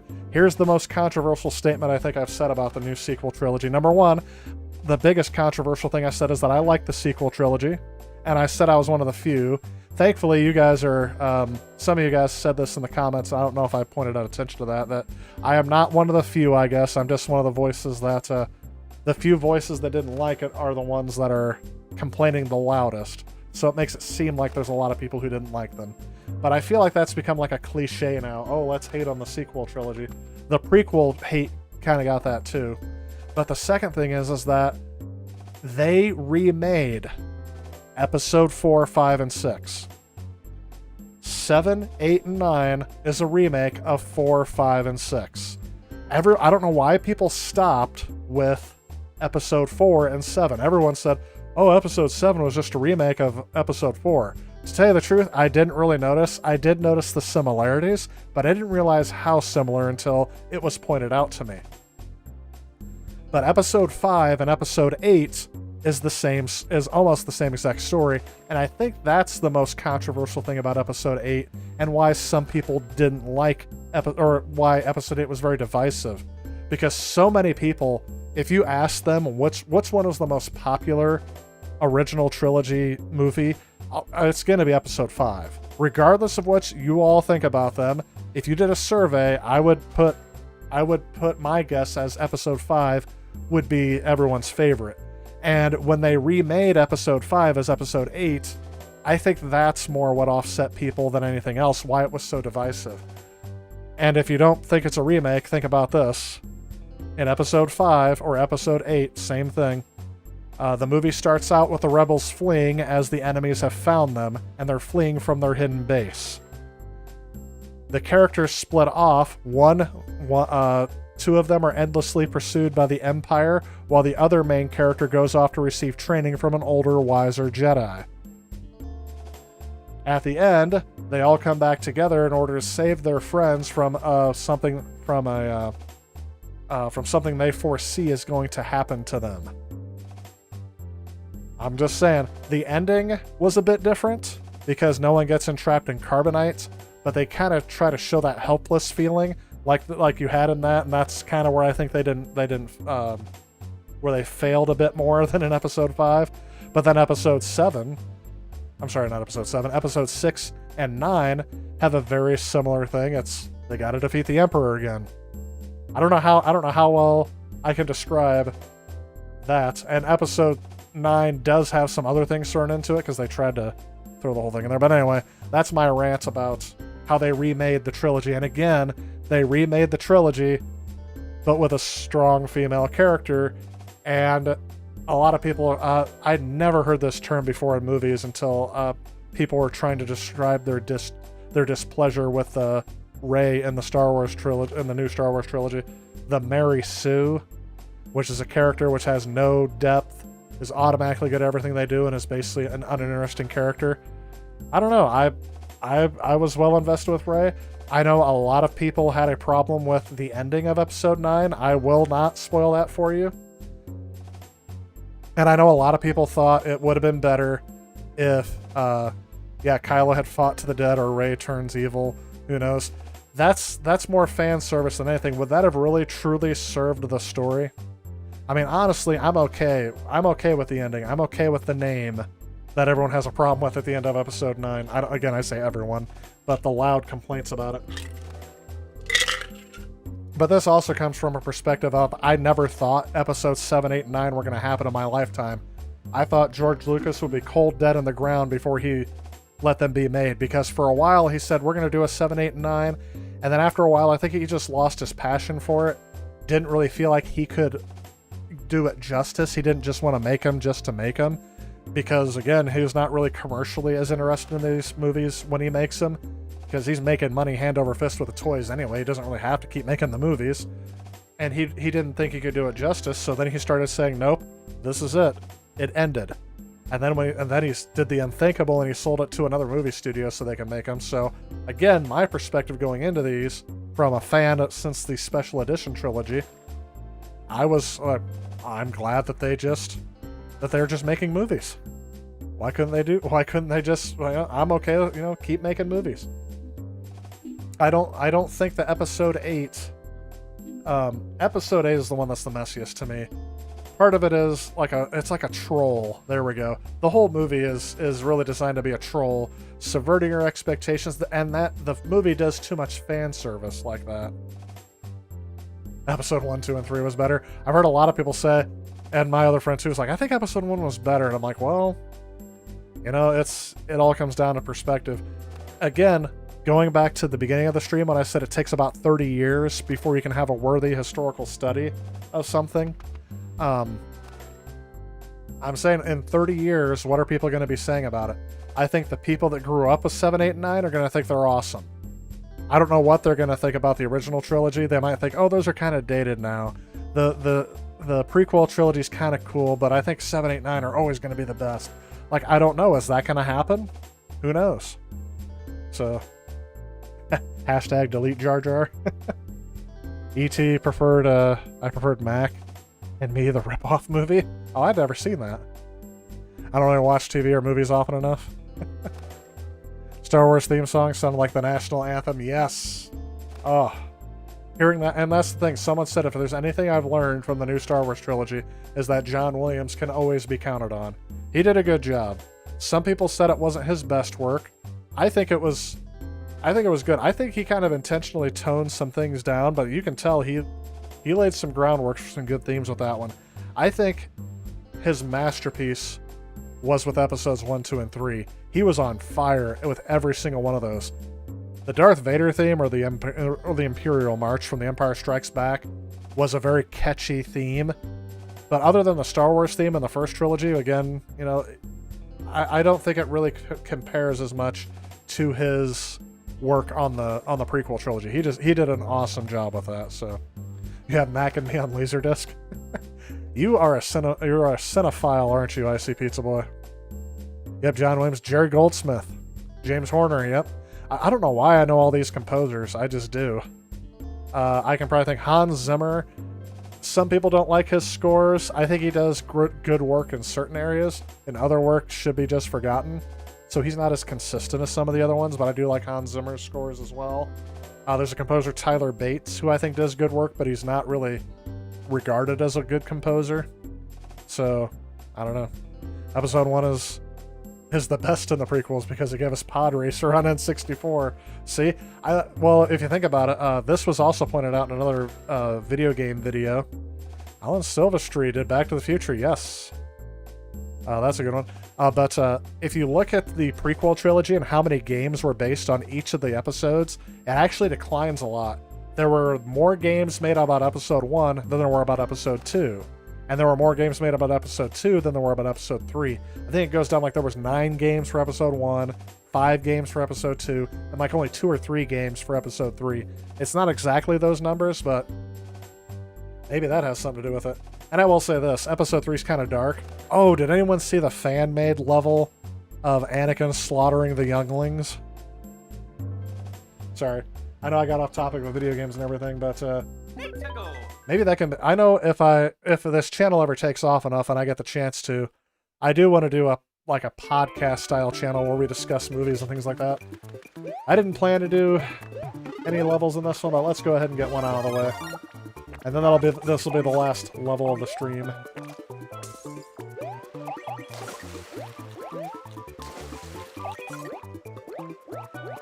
Oh, he does float.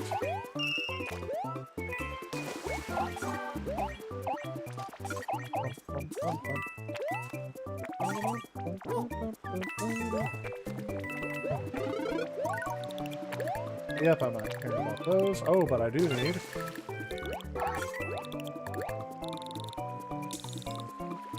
Oh, I thought this was a secret area here. I forgot swimming with the penguin suit's a little bit different than everything else in here. So yes, guys, this is a little bit of a bonus. I just had to get one more level out of my system so I can get some sleep tonight. You guys got me all fired up with the opinions and views of movies and other art forms, I guess. Oh, he doesn't, oh.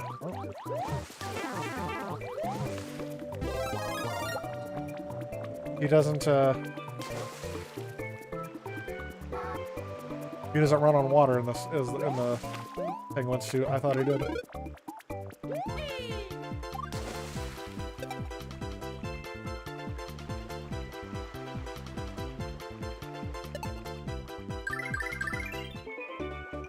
There's some reason why I need that, and I don't remember why.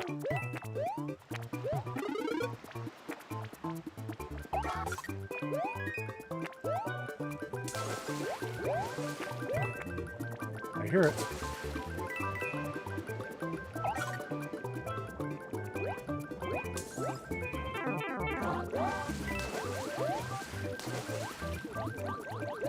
Yep, and that lost my chance to get in there, so... Alright.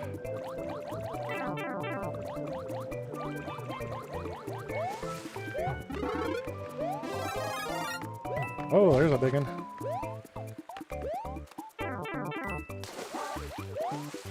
Don't worry, I keep getting that word from Biggin. Maybe it's from The Simpsons.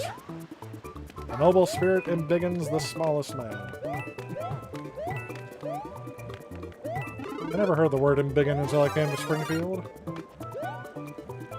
I don't know why not. It's a perfectly cromulent word.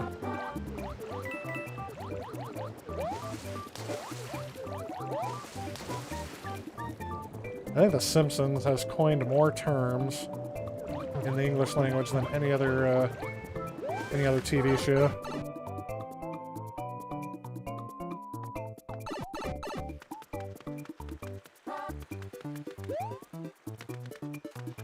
Well, that was kind of dull. Let's try that again.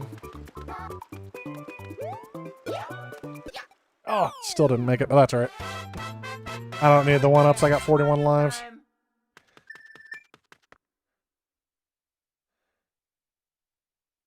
There exists a good Back to the Future game only in Japan. Oh yeah, Back to the Future 2 for the SNES. If I can get that, I might stream that sometime. Because that's one I've never played. And I really like playing games that I've never played before on stream. I mean, I like playing these games too. I honestly don't remember what happens much in 2 and 3. If you haven't watched those in a while and you have access to them, give them another watch through. I don't know if it's my favorite, but I'll say another guilty pleasure of mine is number 3, and that's one of the least popular ones. But I like number 3 when they go to the Wild West. In Back to the Future Part 2, they go way into the future, 2015, and in Back to the Future 3, they go back to 1885, and it's the Wild West one. Favorite composer is Kelly Bailey. Okay, I don't know if I've heard that one. Any movies that come to mind that Kelly Bailey has composed for? I may have heard of. When it comes to recorded music, if something new gets released, I only buy it on vinyl. You know what? I did know. One of the things I wanted to get on vinyl was the original Star Wars soundtrack, or the Empire Strikes Back soundtrack, so I can listen to the Imperial March theme or the Star Wars theme on vinyl. That'd be kind of a treat for me. Mac and me is an ad for Coke and McDonald's. Love the spiky guys. Where else do you get a movie where the McDonald's birthday party and the whole crew dances with a teddy bear? That's awesome. Coming from someone who used to work at McDonald's. Really? You got episode 1 soundtrack on vinyl? That is awesome. Oh, it's a game composer. Worked at Valve on Half-Life. Oh, well, yeah. Did they make the Still Alive song? Nice. Episode 1 on vinyl. Yeah, that's my grandma actually got me episode 1 on CD back in the day, as well as episode 3 soundtrack. So that was a special treat. I don't know. I loved getting the soundtracks for those back in the day, and I would listen to them because before the video would come out, I would just re-listen to the soundtrack. I mean, it's good music. I just hate to not hate to say it. It's just I just have to say it. There we go. That it is good music. Apparently, I will listen to anything if it's got a good beat and it sounds good. So yes, I would like classical music too, I guess. Do have the New Hope vinyl too? Yep. So yeah, that's just one of those things that could have done that. Still Alive from Portal was Jonathan Coltrane, I think. Okay. I remember I had no idea that song was on Rock Band, and I had no idea why it was on Rock Band or who sung it. And I remember I didn't even get that it was sung by Gladys. So until I beat the game like in 2012, because I never beat the game. I played it a lot, but I didn't beat it until around 2012. And then when it hit me, I'm like, oh, that's what that song is from. That makes sense. Like it was just something that went over my head. Oh yes, Superman, which is also John Williams. Like I said, Superman, John Williams has the most memorable themes. Jurassic Park, which I can get off the top of my head. Superman, Star Wars, Indiana Jones, what else am I forgetting? Jaws. There's a reason why he's one of the most nominated Oscar persons in the world that are still living. We were talking about movie formats earlier. Is anyone out there besides me? Oh, and a Super VCD player. Interesting. I don't know. I don't think I own one of those. You guys are gonna make me want to play another level because the chat's still going. Oh, I should have got my fire flower.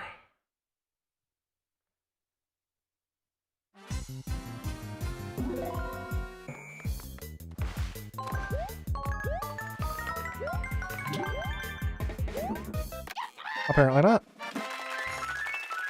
Close Encounters, E.T., yep. The Side Adventures, John Williams as well. Really? I didn't know that. I haven't seen that movie in forever, the original. Give me a second.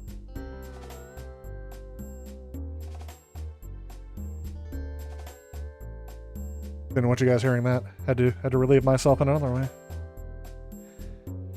Lord of the Rings. Oh yes, who did the Lord of the Rings soundtrack?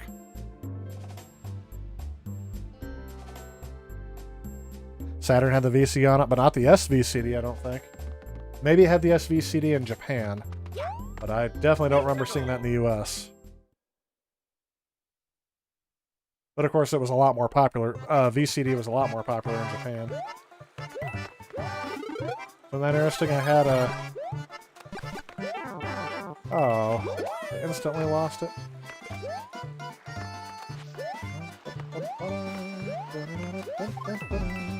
Oh. Look at how they position those fish. They know exactly where I'm going to be.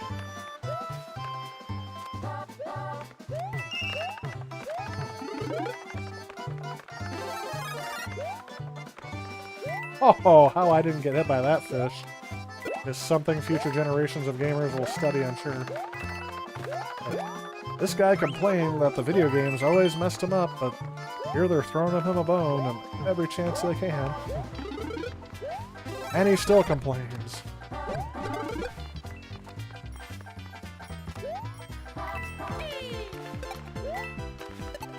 Oh, no.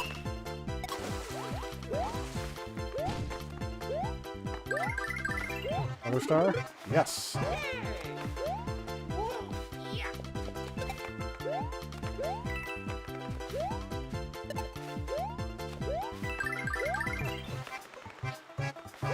Yep, that would have been a star if I could have kept it going.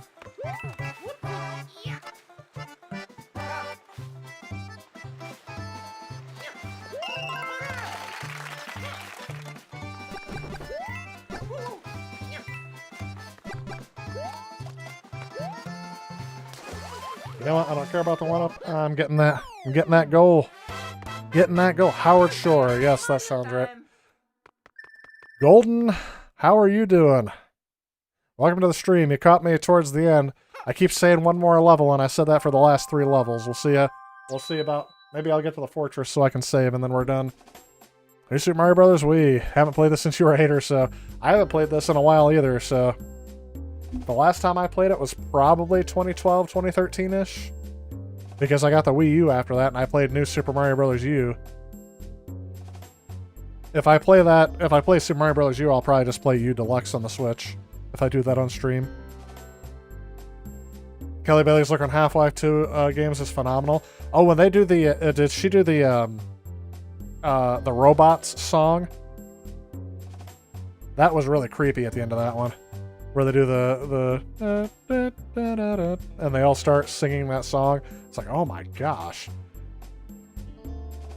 Yep, Lord of the Rings soundtrack by Howard Shore, yep. So yeah, that's interesting. Beat U Deluxe a couple weeks ago. I've beat U Deluxe, I've had it beat for a while now, but I also beat it on the Wii U, so I guess I didn't have anything. I haven't beat Super Luigi U yet, though. That's kind of like the speedrunning game, isn't it?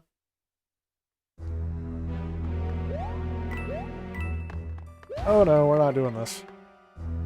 I know I could try to get the special thing there, but again, I'm going for I'm not going for 100% completion. I'm just trying to get through this game. Come on, let's get this bread. I don't know what that's from. Whoa. And of course, I did that all for a coin. Why not? It was worth the risk for a coin, huh? Doing pretty good. Have to go. See you. Okay. We'll see you later then. Thanks for stopping in. Appreciate it. And Happy New Year. You're still on, sorry. Oh. There we go. Oh, I thought I had it. Of course now.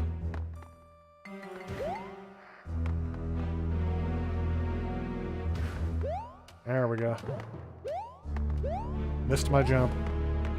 Can't miss a jump.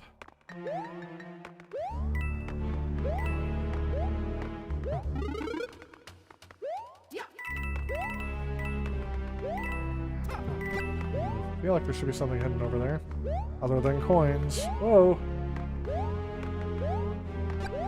Oh, Nelly. What's that from? Video game character goes, oh, Nelly. Of course, I'm doing a stand-up impression of that. There's a friend of mine who gets offended by an impression I do of Jay Leno. All it is that's my impression of Jay Leno.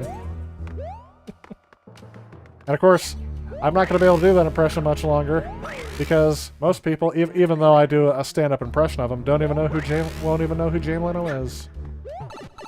Or Conan O'Brien, for that matter. Happy New Year to you. Oh, thanks. I was glad you heard that. Sorry. Let's see what we got here.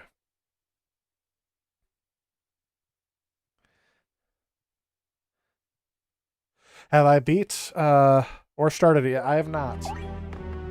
You know what? Until you just said that, I don't even remember. I think I do have Luigi's Mansion 3, but I don't think I've played it because I forgot I had it. Whoops. That's a downside of, not a downside, but that's a symptom of collecting way too many games. I did. I forgot I had it. So you're right. I think I do have it, but I just haven't played it yet because I keep forgetting I have it. I'll have to remedy that situation.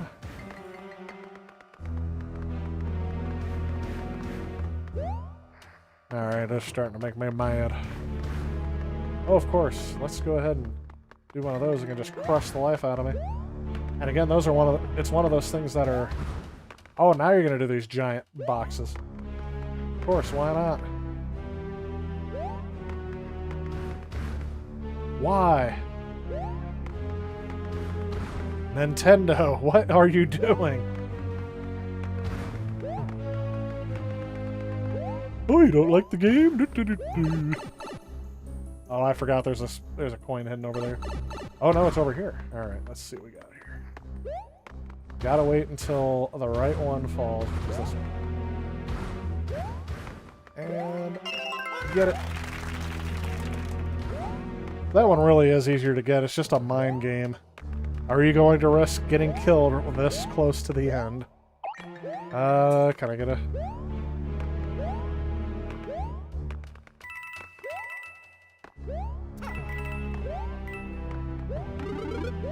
There it is. I may beat this castle yet. Or this fortress.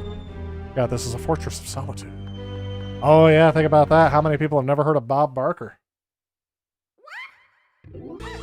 That's why I said my dad still will not accept Drew Carey as the host of The Price is Right.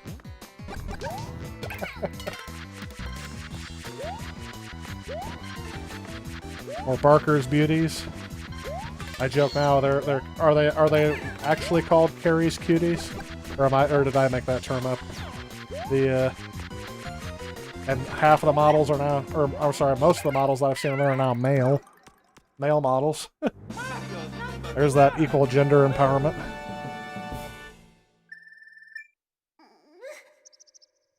But I gotta think that was 13 years ago that guy retired. And he retired when he was in his 80s. He's got to be close to 100 now. Him and Betty White, I think, are close to the same age. I think when either one of those two die, that'll be a sad day. American icons. And knock on wood, hasn't happened in 2020. Alright, that is sadly going to be the end of the stream. I am tired. I have to go to bed.